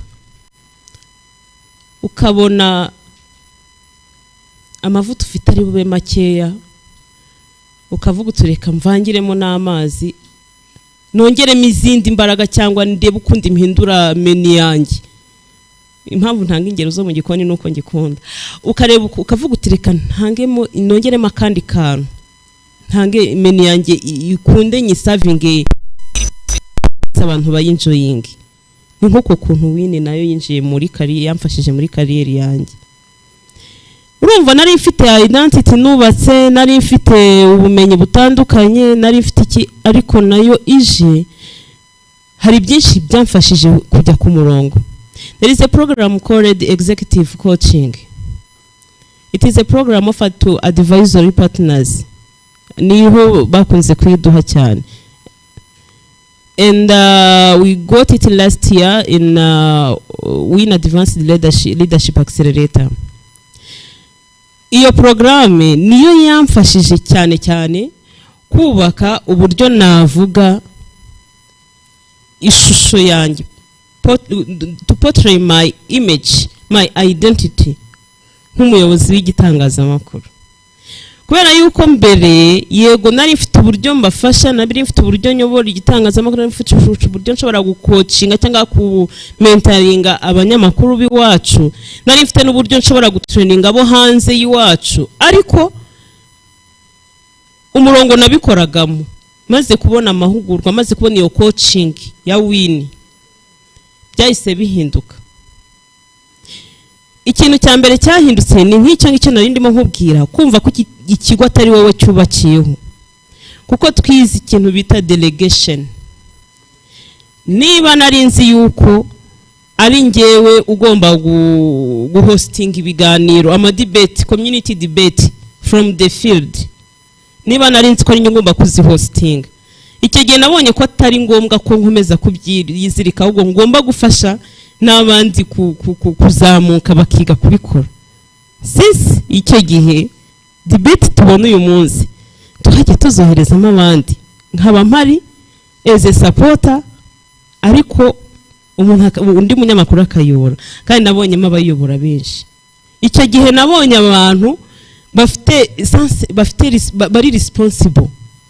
Wa undi ubwira task kamubwira uti iki ngiki iyi nama nyugutumyemo, akagenda akibwiriza, yari igenewe ni ngewe nashaka kuyijyamo, ariko nkamudelega akagenda akayikora, akaza akibwiza, agakora raporo n'imyanzuro, agakurikirana kwishyirwa mu bikorwa. Ugahita ubona harimo undi muntu koko ufite iyindi capacity. Rero ibyo byo donc byatangiye cyane, ni approach nakoresheje cyane nyuma iyo executive coaching. So Wini yamfashije ibintu byinshi rero uretse ibyo twarize ibintu bitandukanye abagore tubana muri program ya Wini barabizi n'utari ku rwego rw'ubuyobozi hari byinshi yagiye yiga urugero hari cyo bita career roadmap abantu bashyashye nyibakundishe cyane muzayikiremo imbaraga pe career roadmap ni ukuvuga ngo urashushanya kariyeri yawe guhera uyu munsi kugeza aho ushaka kugera mu myaka 3 cyangwa 5 iri imbere ukanashyiraho igihe runaka ushaka kuzajya wevariwa ese uyu mwaka ngezehe ukanajya updatinga yo career aho nashaka kugera ko ntahageze byatewe n'iki ugakora ni nk'imihigo y'igihe kirekire ariko yo kubaka kariyeri yawe iyo nayo uyu munsi yaramfashije ntekereza ko niba uyu munsi ndi kwicara hano nkavuga ngo ngiye nanjye numva nshaka gutangiza igitangazamakuru cyanjye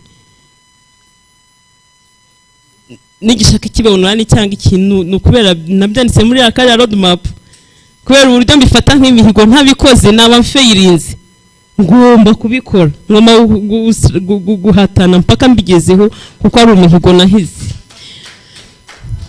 hari networking jenyine nuko nguko twicaye muri space yego nta mwanya munini twabonye wenda wo kumva buri muntu umwe hano ntabwo ndi igitangaza nta nubwo mfite ibintu byinshi byo kubabwira ariko hari undi wenda ufite nibindi gusa muri uyu mwanya twicaranye mu byo mvuze abantu bamaze imyaka 2 mu itangazamakuru bamaze umwaka umwe bahura n'abantu babaharasinga bahura n'abantu babaca intege ntari buburi cyakura mu networking nayo ni ikindi kintu kidufasha kitwubaka ngiye nagize amahirwe yo ku networking n'abantu benshi beza bafite imbaraga ba Solange banje abo hanze y'u Rwanda bari muri Wini nini cyane nukuvuga ngo abashyashya muzahura n'abandi badamu bo mu bindi bihugu ikoreramo mujye mugenda mubigiraho ibintu bitandukanye ntago twagize amahirwe yo guhura physically ariko mumfite inshuti nyinshi tutarahura zijya zinande komanda mu maprogramme atandukanye nkajya kumva nk'umuntu arampamagaye se contact yanjye yahawe nande nayihawe nakana kawo muri Wini nkasanga ni wa muntu twamenyaniye muri Wini aho hantu ndekomanze nkakuramo mukati w'umwana urumva ni ibintu byiza cyane ni programme nziza cyane kubaka muri wowe mu bumenyi bwawe no kugufasha kumenya intumbero yawe kandi ikakuremamo ikintu cyo kumva ko yantumbero ugomba gukora no guhatana kugira ngo igereho ego iyi discussion ntiryoshye iraryoshye ariko amasana y'abari kutujyana Brigitte tugana dusa n'abagana wenda ku musozo bantu tubwire nizi what are your guiding principles kuko ntago wagera ahantu ugera udafite principles udafite ikintu kikuyobora nkawe nk'umuntu principles zikuyobora nizi ubundi principe ya mbere ngenderaho no kumva ko nta wundi ungize kandi nkumva ko ngizwe n'abandi kumva ko nta wundi ungize kandi nkumva ko ngizwe n'abandi ahari muri buvuge ngo bishatse kuvuga iki bishatse kuvuga ko ngewe nta wundi muntu ndeberaho iyo twicara muri Rwanda tuvuga ngo umuntu abasha kubona akazi ngo kubera ko afite bwenge afite kanaka wamujyanye cyangwa se afite ikimero cyiza ibyo ntabyo mfite rero niyo mpamvu mvuga ngo nta wundi ungize ni ngewe ubwanjye n'ubumenyi bwanjye n'ubushobozi bwanjye ngomba kugaragaza sibyo nta wundi ngize nindi ugomba kwishakira inzira ahantu hose hashoboka kandi ngizwe n'abandi nta wundi ngize kuri muri iyo sanse kandi ngizwe n'abandi kuko urwego ndiho ntago nabandi uriho ndi ngenyine niyo mvuga ngo radira succeeding ira sustaining ibashije kubaho imaze imyaka ningahe kuko niba navuze ngo ni deputy nukuvuga ngo uko organisation yacu yubatse iyo uri deputy w'ikigo ni wowe ubukiyoboye ubwo nukuvuga ngo iyo myaka nyimaze ari njye kuko uhedinze uwo coordinateur mu reporting aho nk'abandi ntago rero nabasha kugera ku ntego zanjye ndi ngenyine ngizwe n'abandi ngizwe na team nziza ngizwe n'ubufatanye bwa team ubumenyi mfite mukura mu bandi bo hanze muri ya network sibyo? Iyo niyo principe ya mbere ngenderaho, ntawe ungize kandi ngizwe n'abandi. Principe ya kabiri ngenderaho, principe ya kabiri ngenderaho na indi ivuga ngo ni principe ivuga ngo niba urucanege urwo ari rwo imbwa yose imotsi siko nayitera amabuye, reka mbivuge gutyo, imbwa yose izamukira siko nzayitera amabuye.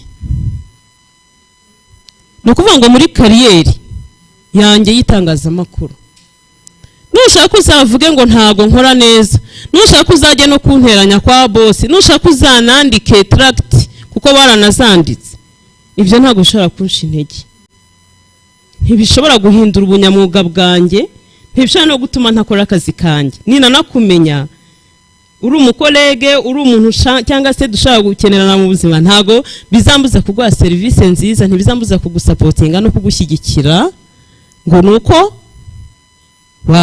wambereye urucantege. Nukuvuga ngo amagambo aguca intege ujye uyirengagiza, ukomeze utumbire intego yawe.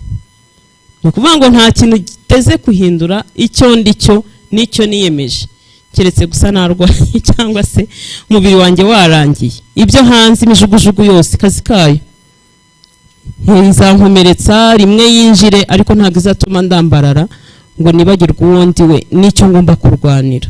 Icya gatatu kiravuga ngo umuntu ni abantu,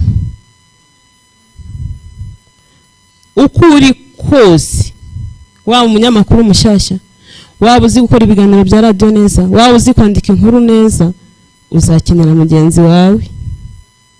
Gerageza gusharinga ibyo ufite, ntukime umuntu kubyo ufite, ntukime umuntu ubumenyi ufite, gerageza kurusangiza. Birambabaza wenda iyo umuntu ambwiye ati nshaka kunyigisha gukora ibi nibi, tukabura umwanya wo kubikora.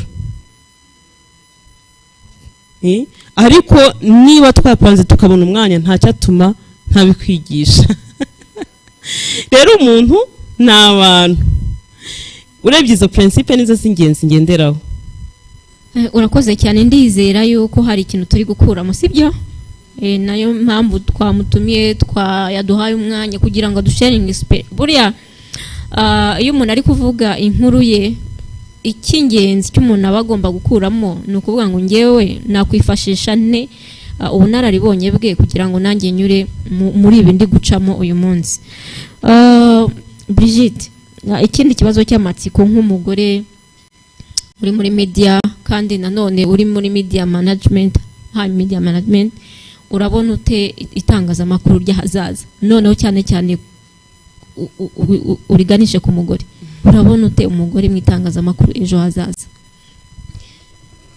Yewe ni ikibazo gikomeye cyane.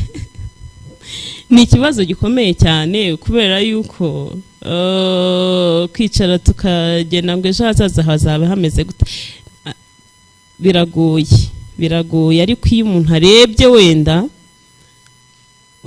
aho twavuye ahambere niho hari hakomeye ku mugore ukora itangazamakuru, kuko nk'izi spaces, nk'uyu mwanya wo kuganira, nk'iyi miryango ntabwo ari myinshi gutya. Abantu benshi bari focused muri gender equality, ariko badafocusinga ku mwuga w'itangazamakuru. Uyu munsi dufite benshi bafocusinga ku mwuga w'itangazamakuru. Ntabwo abanyamakuru b'abagore bari bafite ibitangazamakuru byabo benshi, uyu munsi barahari babifite. Yewe no kubona abagore b'umwuga bicaranye gutya tukamara isaha 2 tuganira ku mwuga, umva ntangira ntabwo nabibonaga. Niba byaranabaga ahubwo simbizi, nuko wenda ntabimenyaga, ntabwo byari bifite imbaraga nk'izi uyu munsi. Uyu munsi rero dufite support nini cyane, umugore hari ahamaze kugera, hari urwego rw'ubumenyi amaze kugeraho, hari ubushobozi amaze kugeraho umugore ukora itangazamakuru ryo mu Rwanda, hari n'imyumvire amaze guhindura.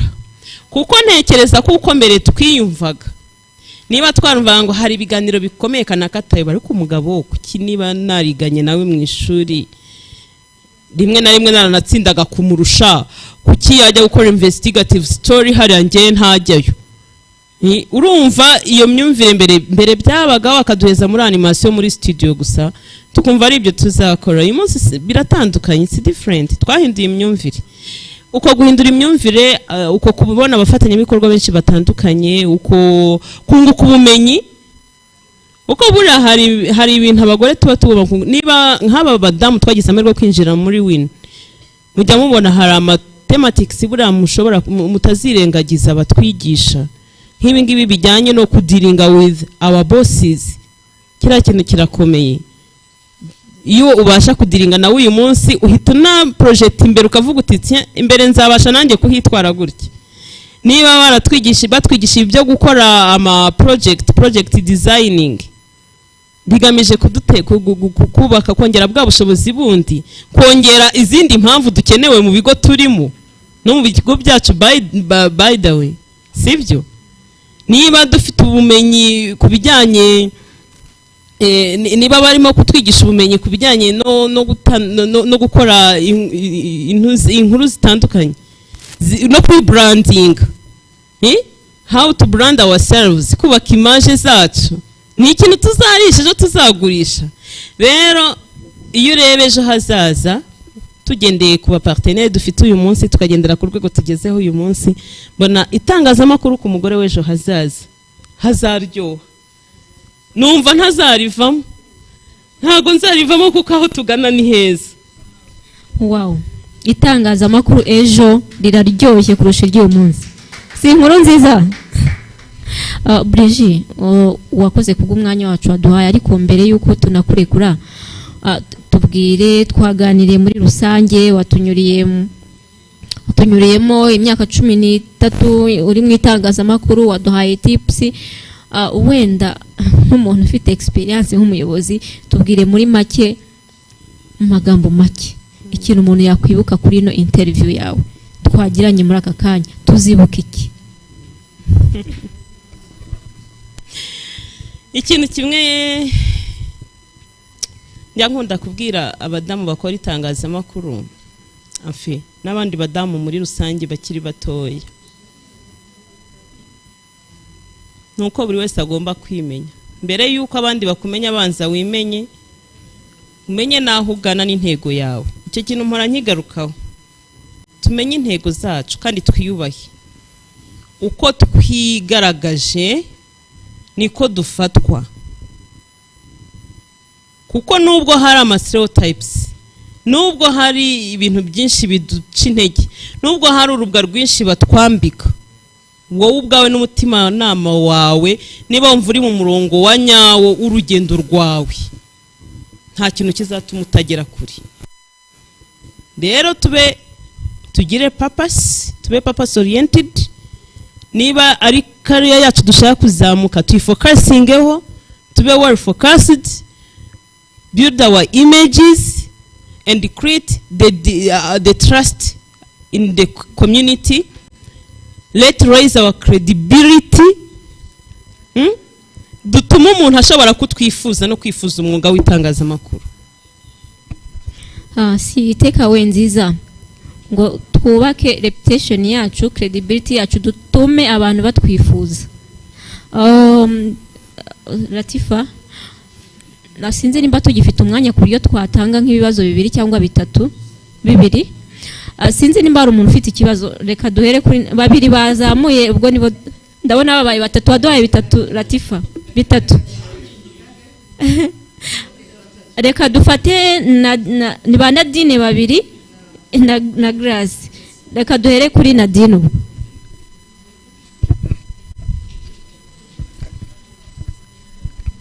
Okay, urakoze kuri tips wagiye uduha. Sindi bujye muri byinshi byo kugushimira, ariko ngiye ikibazo nari mfite. Wavuze passion wajyanye mu itangazamakuru ko atari byo bintu wize, ariko hari ikintu cyagukuruye kubikunda, bigeraho wisanga mu buyobozi cyane. None ndashaka kukubaza, wabigenjeje ute cyangwa se ubigenza ute kugira ngo nanone ushyire imbaraga muri personal development? Kubera ko akenshi usanga umuntu wagiye mu buyobozi ashyira imbaraga mu kugira ngo yubake abandi, ariko ugasanga asigaye inyuma ku buryo ushobora no kuzisanga ya passion yawe utakiyikora ahubwo ubiha abandi bantu. Arakoze Nadina. Nadina nagiye mu itangazamakuru n'izitangazamakuru ahubwo mbere siryo narize narigiyemo nyuma nkuzi.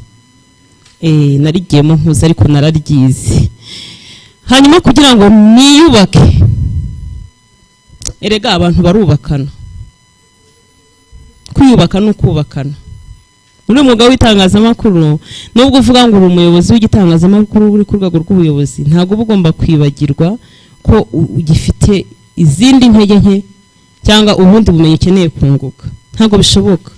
Ese ugira ngo kuyobora ni iki? Kuyobora ni ukumenya what's going on muri media house yose, muri newsroom, muri content production, muri marketing, muri human resource bahari, even no muri financial management. Aho hose uba ugomba kumenya ibihari. Kugira ngo umenye ibihari rero nuko wigana ukubakana n'abari muri izo service zitandukanye. Urugero niba dukoze editorial meeting impari sinshaka kuyirata, ntabwo nshobora. Ejo bundi nzibagirwe, ntabwo bishaka ko nakwibagirwa uko bakora angle, kuko niba turimo kudiscussinga kuri angle y'inkuru, urumva dushaka kumara n'amasaha 2 turi kuvuga ku nkuru imwe.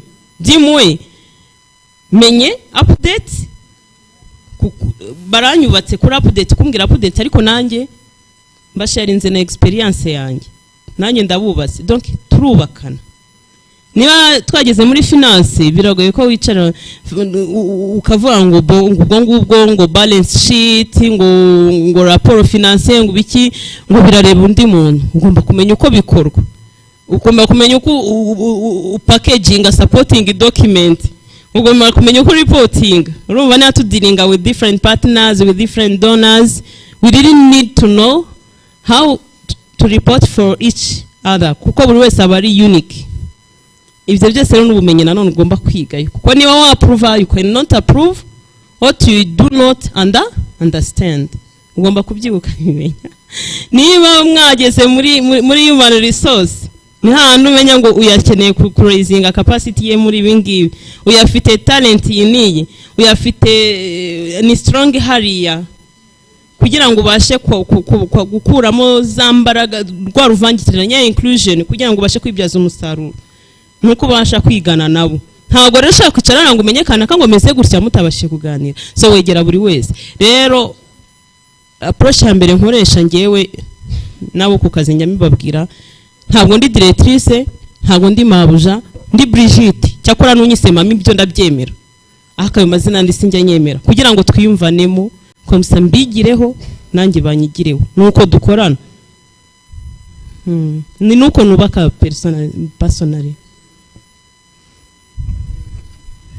Murakoze, ndagushimira ku kiganiro cyiza waduhaye, ariko ndashaka kubaza ngo who supported you? Ninde wawe wagufashije? Kuko abagore bari muri media siritu mu buyobozi ushagura n'izo challenges z'abantu muyoborana wenda batakwemera, bumva ko umwanya ugiyemo kuko uri umugore se cyangwa se n'ibindi. Kugira ngo birenge ibyo byose hari umuntu muri nyobozi wenda wagushyigikiye, niko ntekereza. Hanyuma numara kutubwira wenda wagufashije kugira ngo urenge ibyo bihe komeza uyobora iyo myaka yose, byari kugenda gute iyo uza gusanga waguhaye inshingano atagusapotinga, atagushyigikiye? Kuko ngiye nkanjye byambayeho, bakaguha inshingano ariko ubufasha bwose usabye ntibagusapotinge, ibipfuye byose ukabyitirirwa, ibyabaye byiza bikaba urabyumva. Kugira ubwo nafashe umwanzuro ndavuga ngo no, ntago nakomeza gukora gutya ndabireka. So wowe ninde wagufashije? Ntangira mbambaje principe ngenderaho, navuze ngo nta muntu ngize kandi ngizwe n'abantu. Nta muntu ngize kuko nta muntu mfite uri buzamvugire mu rwego runaka ngo mbe promoted, nta bwiza mfite ngo buzanzamura, nta n'amafaranga mfite ngo nzatanga ruswa. Niyo mpamvu ninjye wirwariza kandi ngizwe n'abantu, kuko nubakwa nabo, sibyo? Nta muntu rero wanzamuye, nazamuwe n'ibyo nakoraga, bapromotingaga kubera kubona hari ibyo nshobora gukora.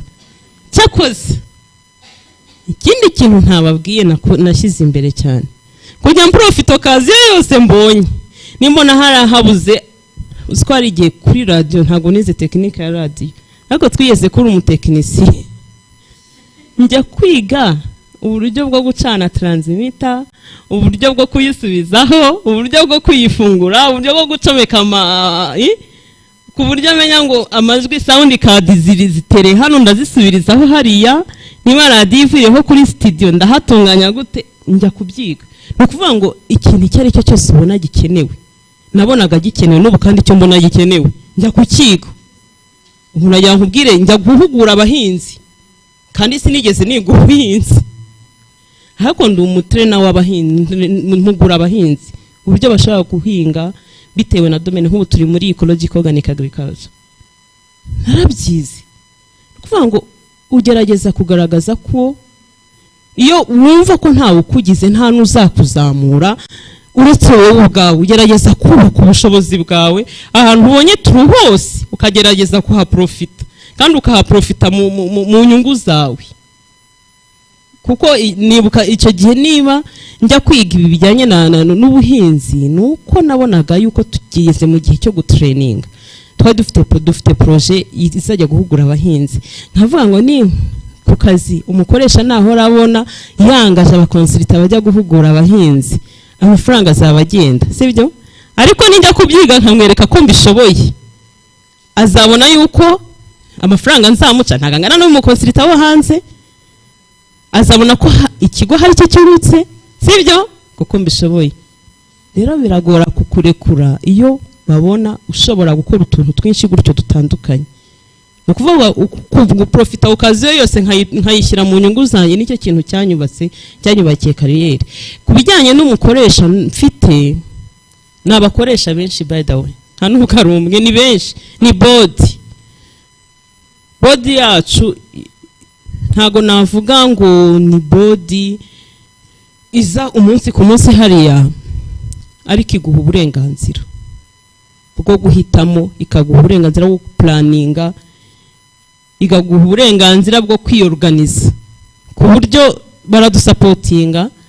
Niba ari initiative dutanze ukabona ko bayishyigikiye, uvuga ngo ntago nyoboye igitangazamakuru njyenyine, dufite management team, nkorana na program manager, nkorana na chief editor, nkorana na administrative assistant. Ubwo iyo management team yubatse gutyo, hejuru yacu hakaba hari board ya radio nayo igizwe n'abandi bantu bane.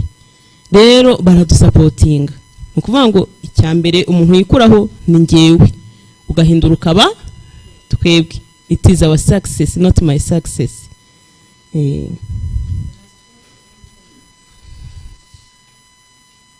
Murakoze.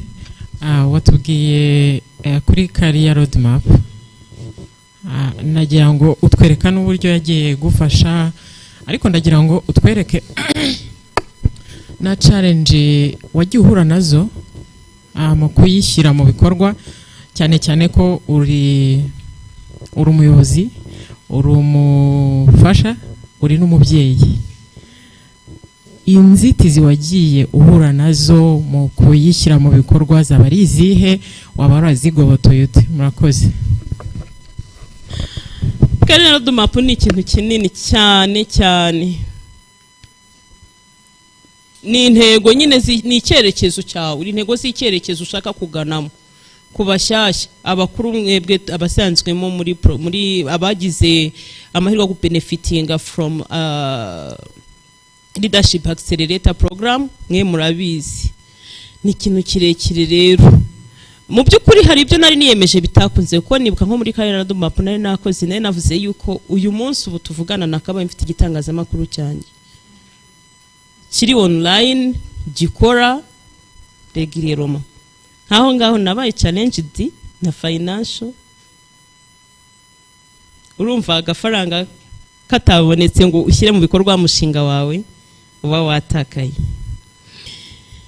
ariko hari ibyo nagiye niyemeza wenda byakunze urugero numvaga tugomba muri career roadmap yanjye harimo ku increasing how to motivate my team and how to manage unpaid team kuko dufite team ebyiri twebwe turatraining abantu abanyamakuru bakazamuka bakajya gushaka handi ariko how to manage abo bantu avuga ngo ngende muri training esho nzagenda na wa wundi uhembwa avuga ati uri akana karahembwa nubundi ndakora agahembwa muri kumva icyo kintu duhura nacyo ndakora agahembwa nubundi undi akavuga ati nubundi ejo nzagenda urumva ni kugira ngo ba motivating muri wa mwanya bahari exploit their potential ibyiza bafite ubibabyaze umusaruro bafite ubabyaze ni ikintu gikomeye rero nari muri gahunda nari mfitemo kuba unifiating abakamera nka hari abantu bamwe uyu munsi nishimira ko twakigezeho byari biri muri career roadmap yanjye uyu munsi nishimira ko twakigezeho kuko twavuye kuri ntago tukiri huguka staff turi huguka family twitwa huguka family hahandi warwaye tumusura uwagize ikibazo tugira amasaha yo gusangira kawunga n'agafiriti kabonetse ariko urumva tukagira amasaha ya socialization tukagira n'amasaha y'akazi urumva abantu bahari bahakunze ikindi kintu nuko twese tuzi mu mutwe ko ari isoko twigurishirizaho ni nuko tubivuga tuvuga ko tuba twigurisha kuko nta muntu uzadufata atatwumvisha kugira ngo na wa wundi udahembwa yumve ko ari motivated no kuba yimarketing rero nk'icyo ngicyo nabashije navuga ko nakigezeho ku kigeranyo kinini donc ku motivating a team ku managing both paid and unpaid staff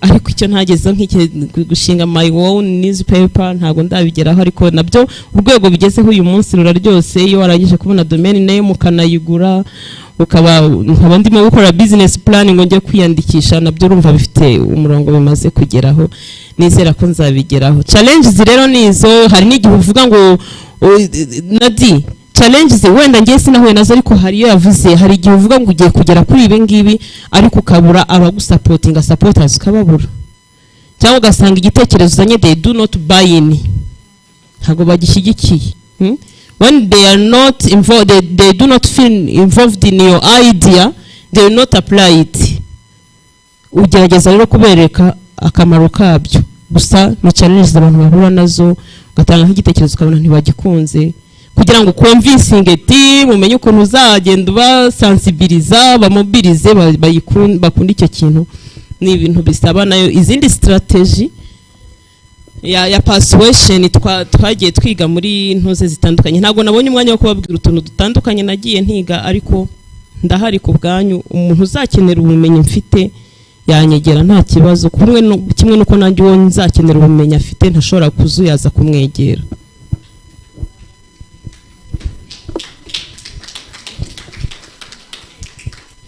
Thank you so much. Ndatekereza Brigitte ntacyo asigaranye mu by'ukuri muri basket yiwe. Well, I think we emptied everything from her. She shared everything she had.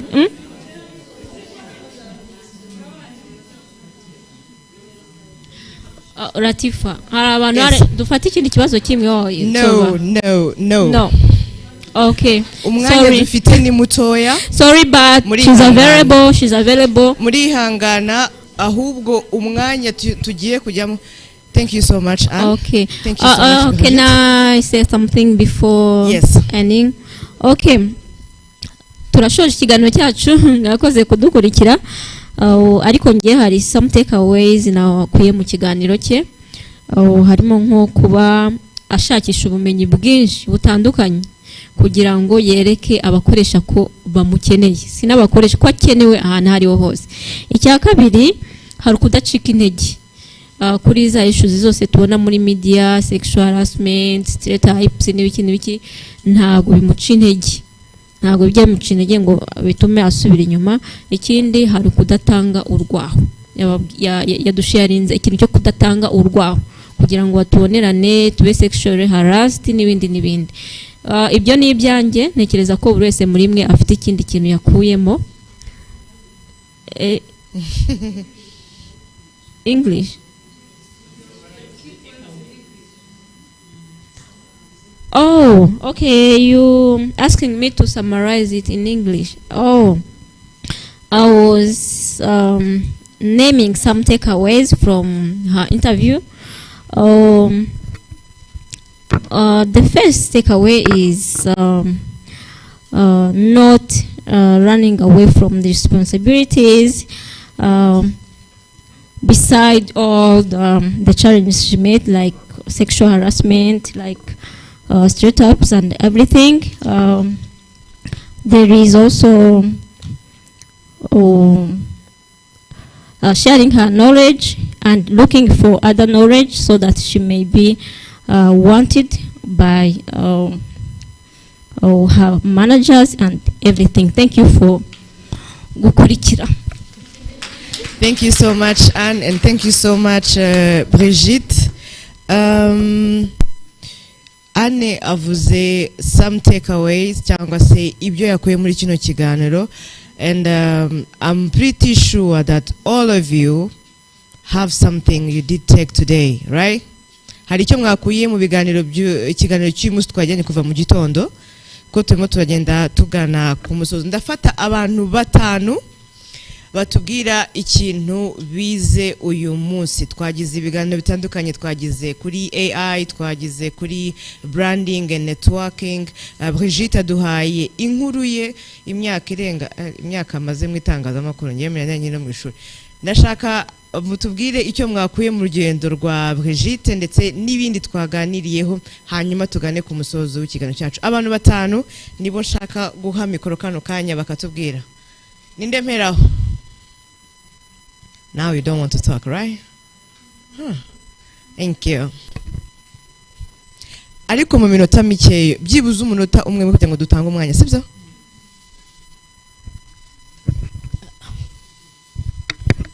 Murakoze, nitwa Dosi Jeanne Giselle. Icyo uyu munsi nize no mpereye ku rugendo Brigitte amaze kudusangiza, nkuyemo kwiyemeza, kumenya ikintu ushaka, kudacika intege, kuko buriya biragora kuba uri umuyobozi cyangwa uri n'umuyoborwa ugakorana n'abantu mudahuza. Biba ari ikibazo gikomeye, ariko kuba yarabashije kubyigobotora n'ubu ngubu ukaba ubona ko agifite umuhate wo kuryoherwa n'uyu mwuga, bigaragaza kwiyemeza mu kazi ke. Ikindi ntahanye ni uko mpereye ku byo Solange yatwigishije kare, ni uko tugomba guhereza ijambo babandi twirengagiza, nabo tukabahereza ijambo bagatanga ibitekerezo. Nsoza, ikindi ntahanye nuko mu byo dukora byose dukwiye kongeramo kujyana n'igihe ikoranabuhanga, kuko babonye ko nko kuri AI babonye ko nyine twatakaye. Murakoze cyane. Murakoze, nitwa Cecile Nyirabuvugimana. Njyewe icyo nakuyemo cyane ku bijyanye no branding no ku bijyanye no ukora kuri wowe ku giti cyawe, your identity and your story, ukikorera ibintu byawe kandi wowe ari wowe, nta wundi wenda ushobora kuvuga ngo wenda ngo ibintu, kuko uri wowe unique, nta gusa n'uwundi, kuko ushobora kwigana undi muntu ariko ntago waba wowe neza, cyangwa se n'undi wakwigana ntago yaba wowe. Rero ya identity yawe mu mwuga wawe, mu kazi kawe, muri position yawe, numvisha ari ikintu gikomeye cyane cyabafashije. Ikindi ku bijyanye n'ubuhamya bwa Brigitte, nabwo urebye urugendo rwo kuko yatangiye abikunda n'aho ageze, ndetse na experience afite yadusangije, numvisha ari ibintu binyimporeze cyangwa se bimpaye gukomeza, kugira ngo nanjye wenda hari some challenges yatubwiye yahuye nazo, uburyo umuntu ashobora guhagarara ku giti cye cyangwa se n'amaprincipe afite, amwe n'amwe umuntu ashobora kugenderaho kugira ngo nawe amufashe guhagarara neza kandi ahagarare neza mu mwuga we w'itangazamakuru. murakoze. murakoze. Ibyo ntahanye byo ni byinshi ariko reka mvuge muri makeya, wenda mpereye kuri iki kiganiro cya nyuma duhawe na Brigitte Nane.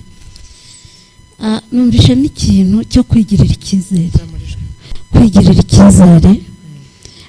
Ikindi numvishe n'ikintu cyo kudacika intege, kudacika intege. Hari n'umugani yifashishije avuga ati imbwa yose ikumokeye si kuyitera amabuye. Ikindi numvishemo ni ikintu cyo gukorana n'abandi, gukorana n'abandi. Sometimes wenda nkatwe nk'abayobozi b'ibinyamakuru hari igihe wumva ko ari wowe ufite ijambo rya nyuma, ariko nk'uko twagize mu gitondo mu kiganiro twahaye na Solange, twumvishe ko iyo duhurije hamwe imbaraga nibwo ibyo dukora bitanga umusaruro. Hari ikindi nanone natahanye kuri bimwe byayi, turi mu isi y'ikoranabuhanga kandi uko bigaragara ni uko nitutajyana naryo tuzasigara. Biradusaba rero kuba open, tukajyana n'igihe. Akandi kantu Odise yatubwiye ni iki kintu cya branding. Abenshi turakora pe, ariko ibyo dukora bikamenywa natwe gusa cyangwa na cycle turimo. Biradusaba rero ko tuba ouvert, ibyo dukora tukabimenyekanisha kandi tukamenyekanisha izina ryacu neza. Murakoze cyane. Another one? Okay. Ngira ngo abo ni bamwe mu batubwiye ibyo babashije kwiga uyu munsi. Ibyo twize uyu munsi byo ni byinshi. Nanjye nakuyemo amasomo menshi uhereye mu gitondo kwa Solange ukakomeza n'abandi bagiye batuganiriza. Nibyo koko impamvu baba baduteranyirije nk'anga cyangwa twahuriye nk'aha ngaha no kugira ngo twigire kuri abo ngabo biteje imbere, twigire kuri abo ngabo bafite ubumenyi twebwe tudafite, twigire kuri abo ngabo bafite byinshi bazi nka AI. Nkuko mwabibonye, hari ibyo dukoresha muri AI tutazi, hari ibyo dukoresha muri AI tutazi ko ari AI dukoresha, ariko waganira nabo cyangwa se wabiha umwanya uhagije ugasanga ni ibintu by'ingirakamaro. As I was saying, my takeaway today is starting from Solange is to give people that we are taking decisions for, also to give them the chance or the time or the place to be involved in what we are taking decision for. Because if you are deciding for someone and that someone is not interested or aware of what you are deciding for that person, that's really not fair. Even in business, if you are a boss, you are deciding for your employees and then you are not giving them the time to decide or to agree with you, it's not fair. It's not fair at all. And another thing in AI is a new era. And if we want to evolve in new era, we need to be we need to participate in that era of artificial intelligence. Accidentally, we use it on daily basis, and we are not aware of that.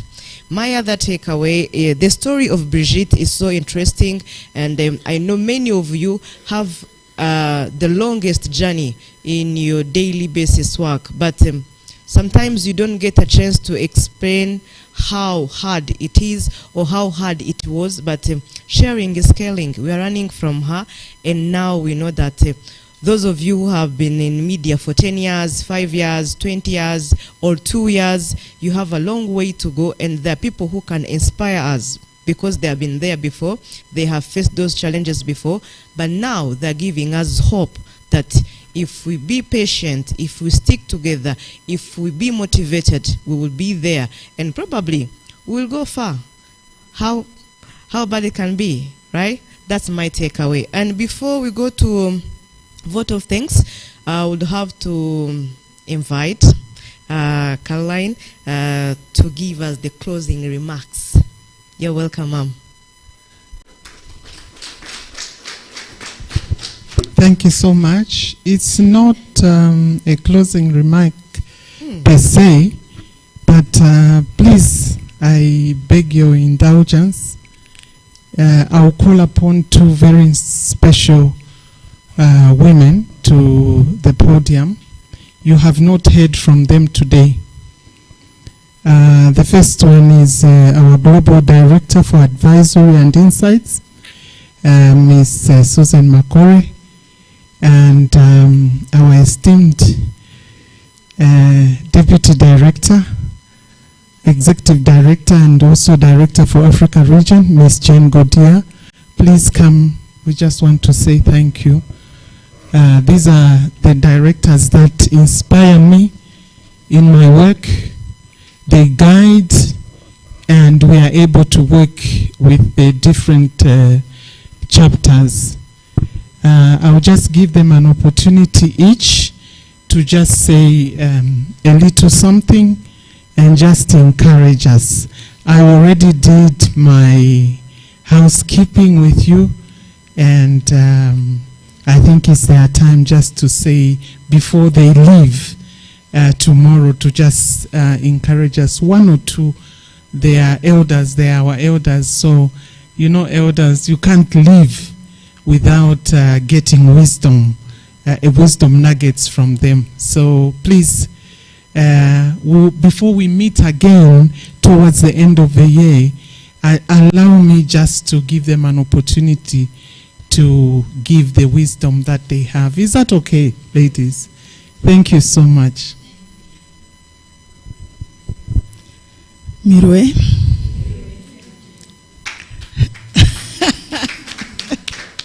I spent so much time here. I really next time should be presenting fully in Kenya, Rwanda. So watch this space. Thank you, Caroline. Yes, I know she's talking about wisdom, but I can tell you for a fact that since I came here from Sunday up to now, I have gained wisdom.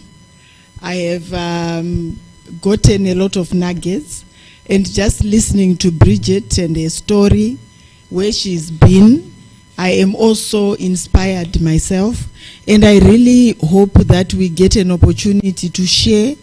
It is something that came up yesterday in our discussion about extending some of the things that we talk about, and I really want to thank Isango Star for streaming this event. It then means that it makes it easy for us to share with the younger women that are upcoming. And I think it is important for those that are in universities, the students that have been dreaming about being in the journalism, in the media sector, to actually listen to this kind of stories so that they are inspired. Sometimes they may think it is easy, and then when they start facing hurdles, they think they need to move out. But it's a story of resilience and perseverance. What I can say as a parting word is to continue to be each other's keeper. Let's be our sister's keeper. Yes, I had an intervention about stereotypes earlier on. Let's keep on pushing each other up, not pull down. And I think the conversation we had yesterday with the women media owners was really uplifting for me. And I really want to challenge the Media Owners Association to find ways of having regular meetings, not only with the young ones, but even with us mid-career journalists, because we also want to grow. There's always room to grow for all of us, to be owners, to be MDs, to be CEOs like Letitia over there. So that's just what I want to say, that I was inspired by that. That association does not exist in my country, for instance. So I was inspired, and I've learned, Caroline, that it is a conversation that I'm going to have with my fellow colleagues to say, why can we not have an association of women media owners? So thank you for all the learnings, and I look forward to future engagements.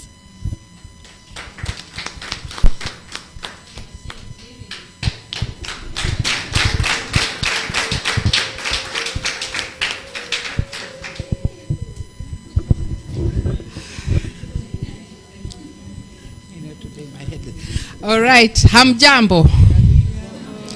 Habari ya jioni.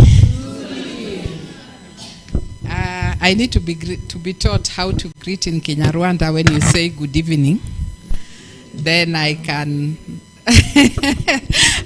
start. And Madam Director General, you are supposed to have taught me this yesterday, not today, so that I can come and say it here. I think for me, I'm overwhelmed. I really don't want to speak. You know, when you are speaking last, and I'm speaking after Brigitte, what can I say? You know, I know Brigitte, but I didn't know. She's a mine. She has a lot of information. And the best thing when we started the Media Lounge was that we want to hear her story. Hashtag her story. And we've continued to grow. Every day I come to a country, I listen to a woman speak, and she describes her journey, she describes her challenges, she describes her inspirations. I really feel that we did a good thing to start the Media Lounge. While we do it in the country, we are also able to do it at the regional level. And now we are moving the Media Lounge to the global level. We are also going to bring other successful women from other parts of the world to come and speak to us. And if you can, please attend. Because I'm sure when you leave that session, you will have picked something that will make a difference in your life.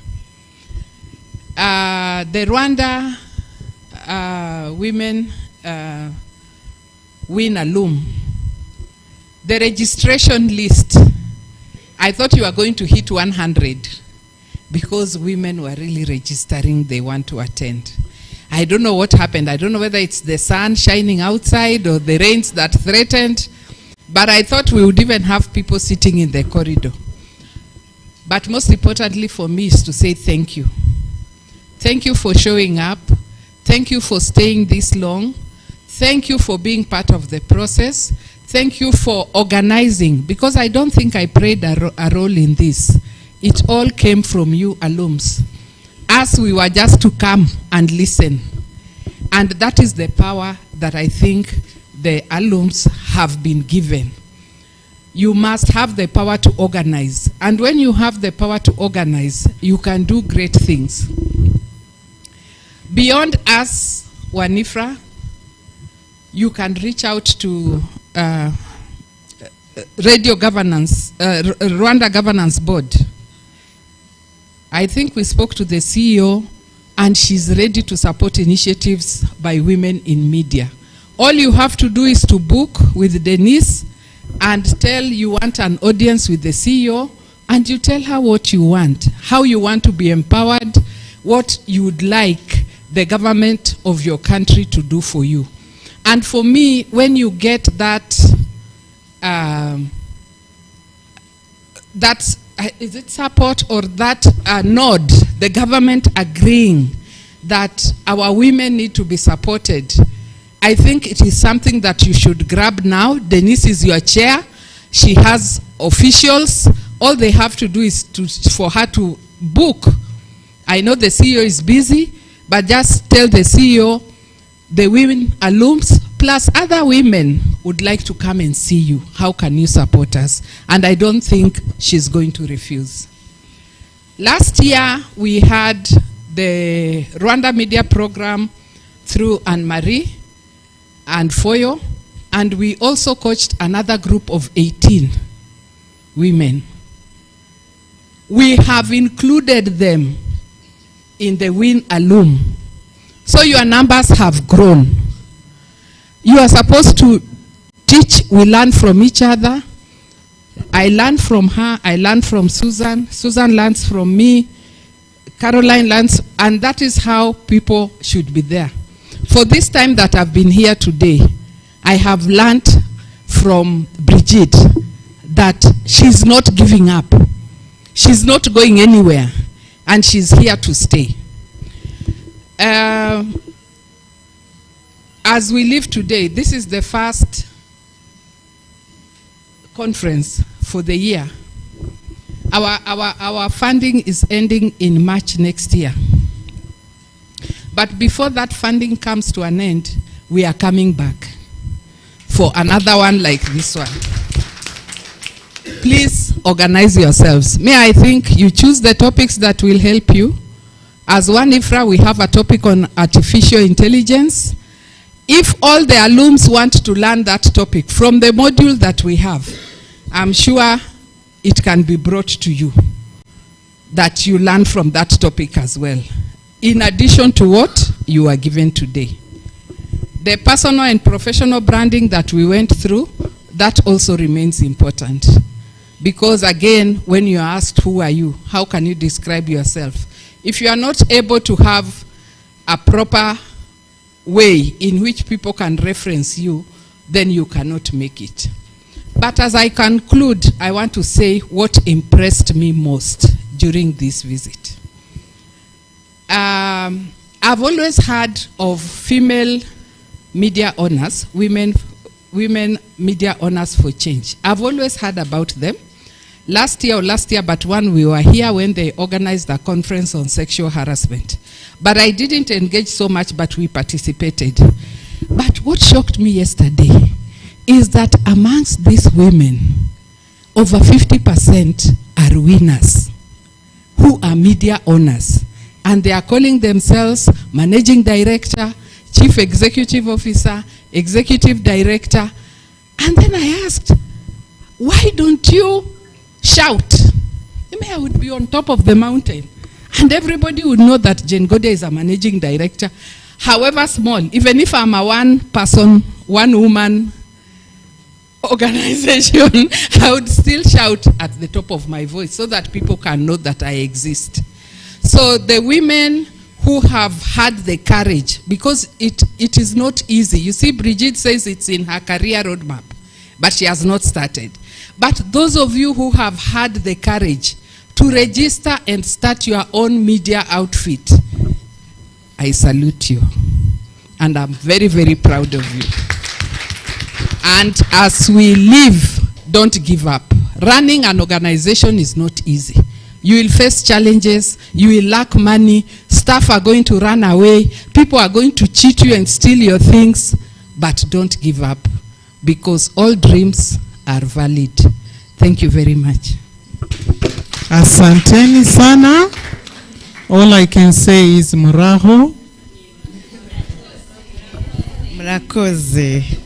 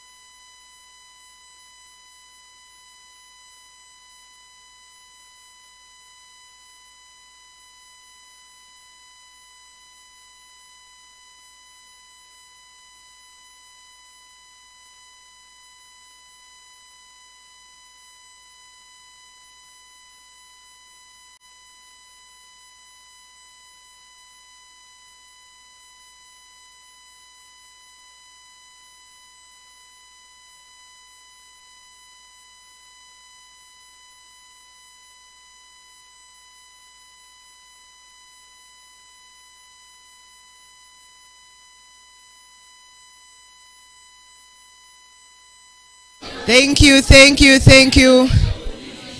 Please, please, please, please, huh? Thank you so much. Be patient with me. You only have like 5 to 7 minutes and then we close, right? Be patient with me. Now, thank you so much, Susan. Thank you so much, Godia. Thank you so much, Carol, for these really, really insightful comments. I would love to call Immaculée for a vote of thanks, and then we go ahead and we close, right?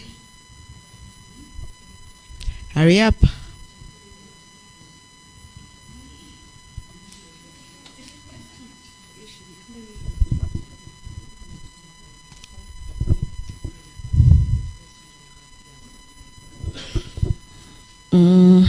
Good evening. I don't know really what to say because it's almost done. Everyone was said for our side and the side of our guests. But just I'm happy to share with you the offer of the thanks for my colleagues.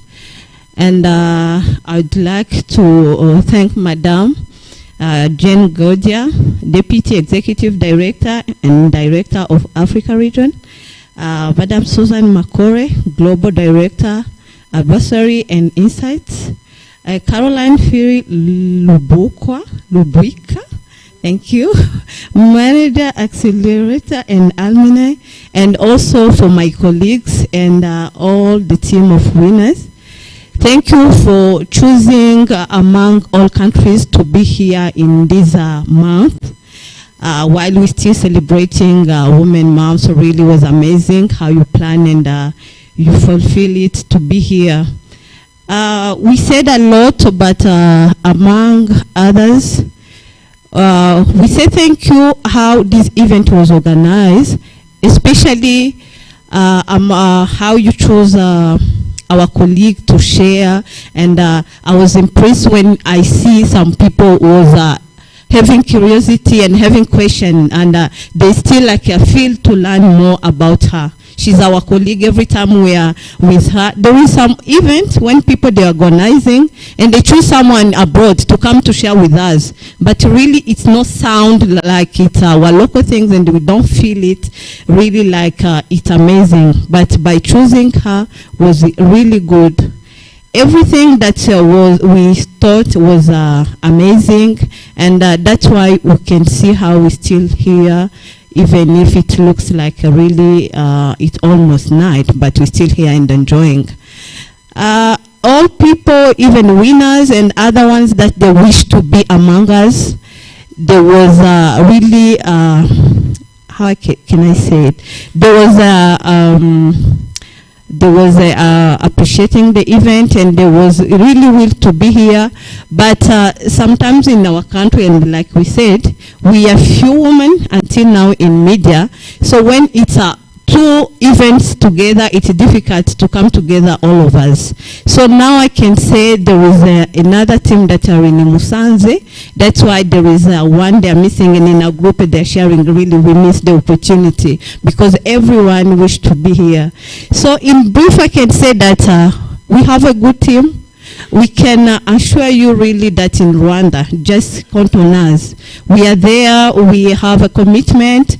Thank you for our president and Solange and Ange and everyone here really was committed, and you saw how it was accurate in the group committee where I was organizing. So in brief, just the group send our greetings, just try to share our experience, and we know that everything will be better in the future. Another things that maybe I can say, you're saying like when yesterday was presenting ourselves, I'm a CEO of this organization, I'm a CEO in this one, and it was like shy a little bit. I was not like proud and stand and jumping maybe by presenting ourselves. Also, by learning, there is a different or just our culture things in the way Rwandans they are. But as I said in the morning when we started, we learn for others really. We can just learn for your culture, how you are proud of expressing yourself, how you can really do your biography, and everyone just stay excited for your introduction. But we're still learning and to see which culture can be better, and we mix with our culture to be really shining in whatever the world. So in brief, I would like to end thankful for everyone and wish you a good journey, reach safe, and great for your family and our colleagues. God bless you. Thank you.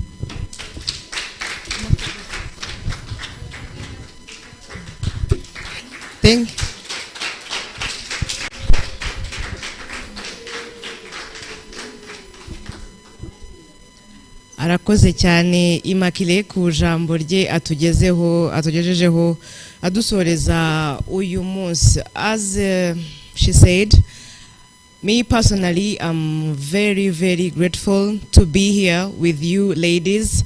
When Ifra was like an opening and like opening my eyes in a way I didn't know, like I can think or I can be or who I'm gonna be.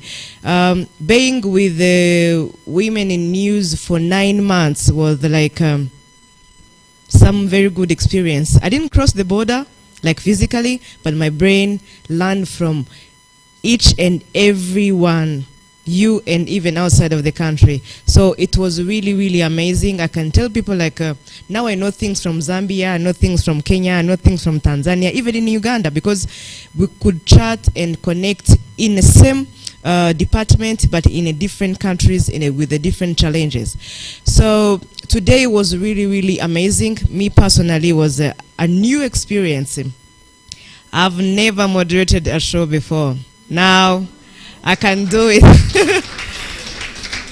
Yeah, honestly, I was scared. Karen can say like, do it your way, and this is my way. And because you gave me an opportunity to show you what I can do, and this is how I did it. And I was like, by the way, why not? In the beginning, I was putting on high heels. Now, look at me. I was shaking. I was like, I don't need you. I need me.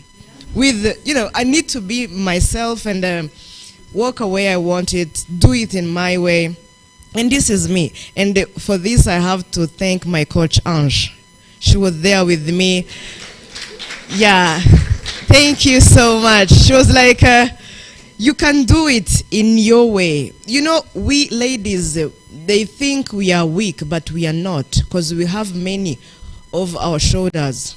Brigitte is a mother, is a boss somewhere, is a wife, and is a sister, and is a sibling to someone. All of that, she managed to do that over 13 years, and she's not breaking. Well, though she has gray hairs, but she's not breaking yet. So it means we are strong enough. In Kiswahili, they say, waweza wakiwezeshwa. If you support them, they can do that. And this is you supporting me to be here. And this is them supporting you to be there.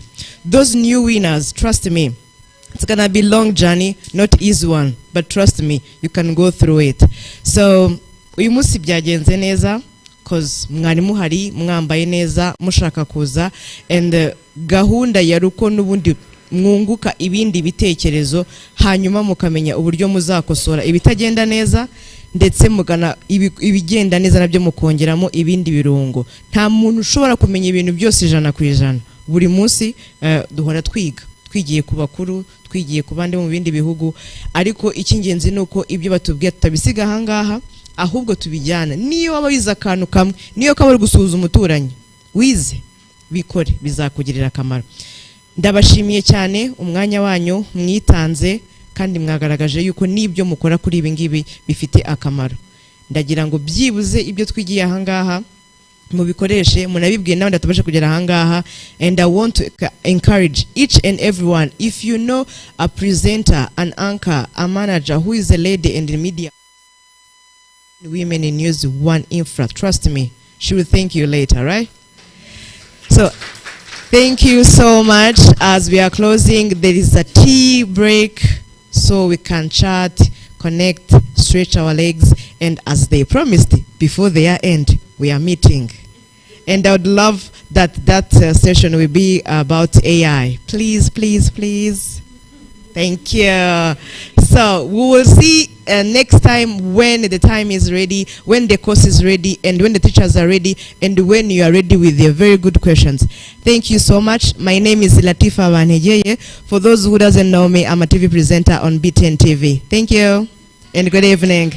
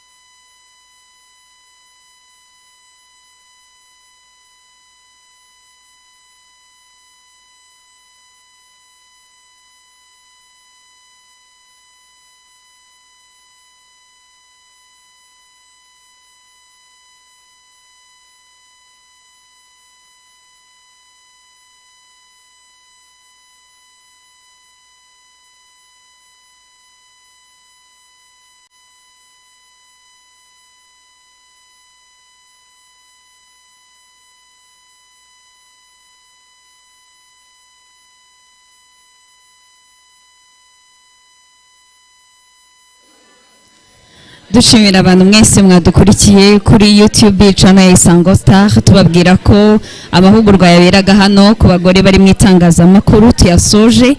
Twizere ko abadukurikiye ari ubumenyi bwinshi mwungutse, tubifuriza kugira ibihe byiza.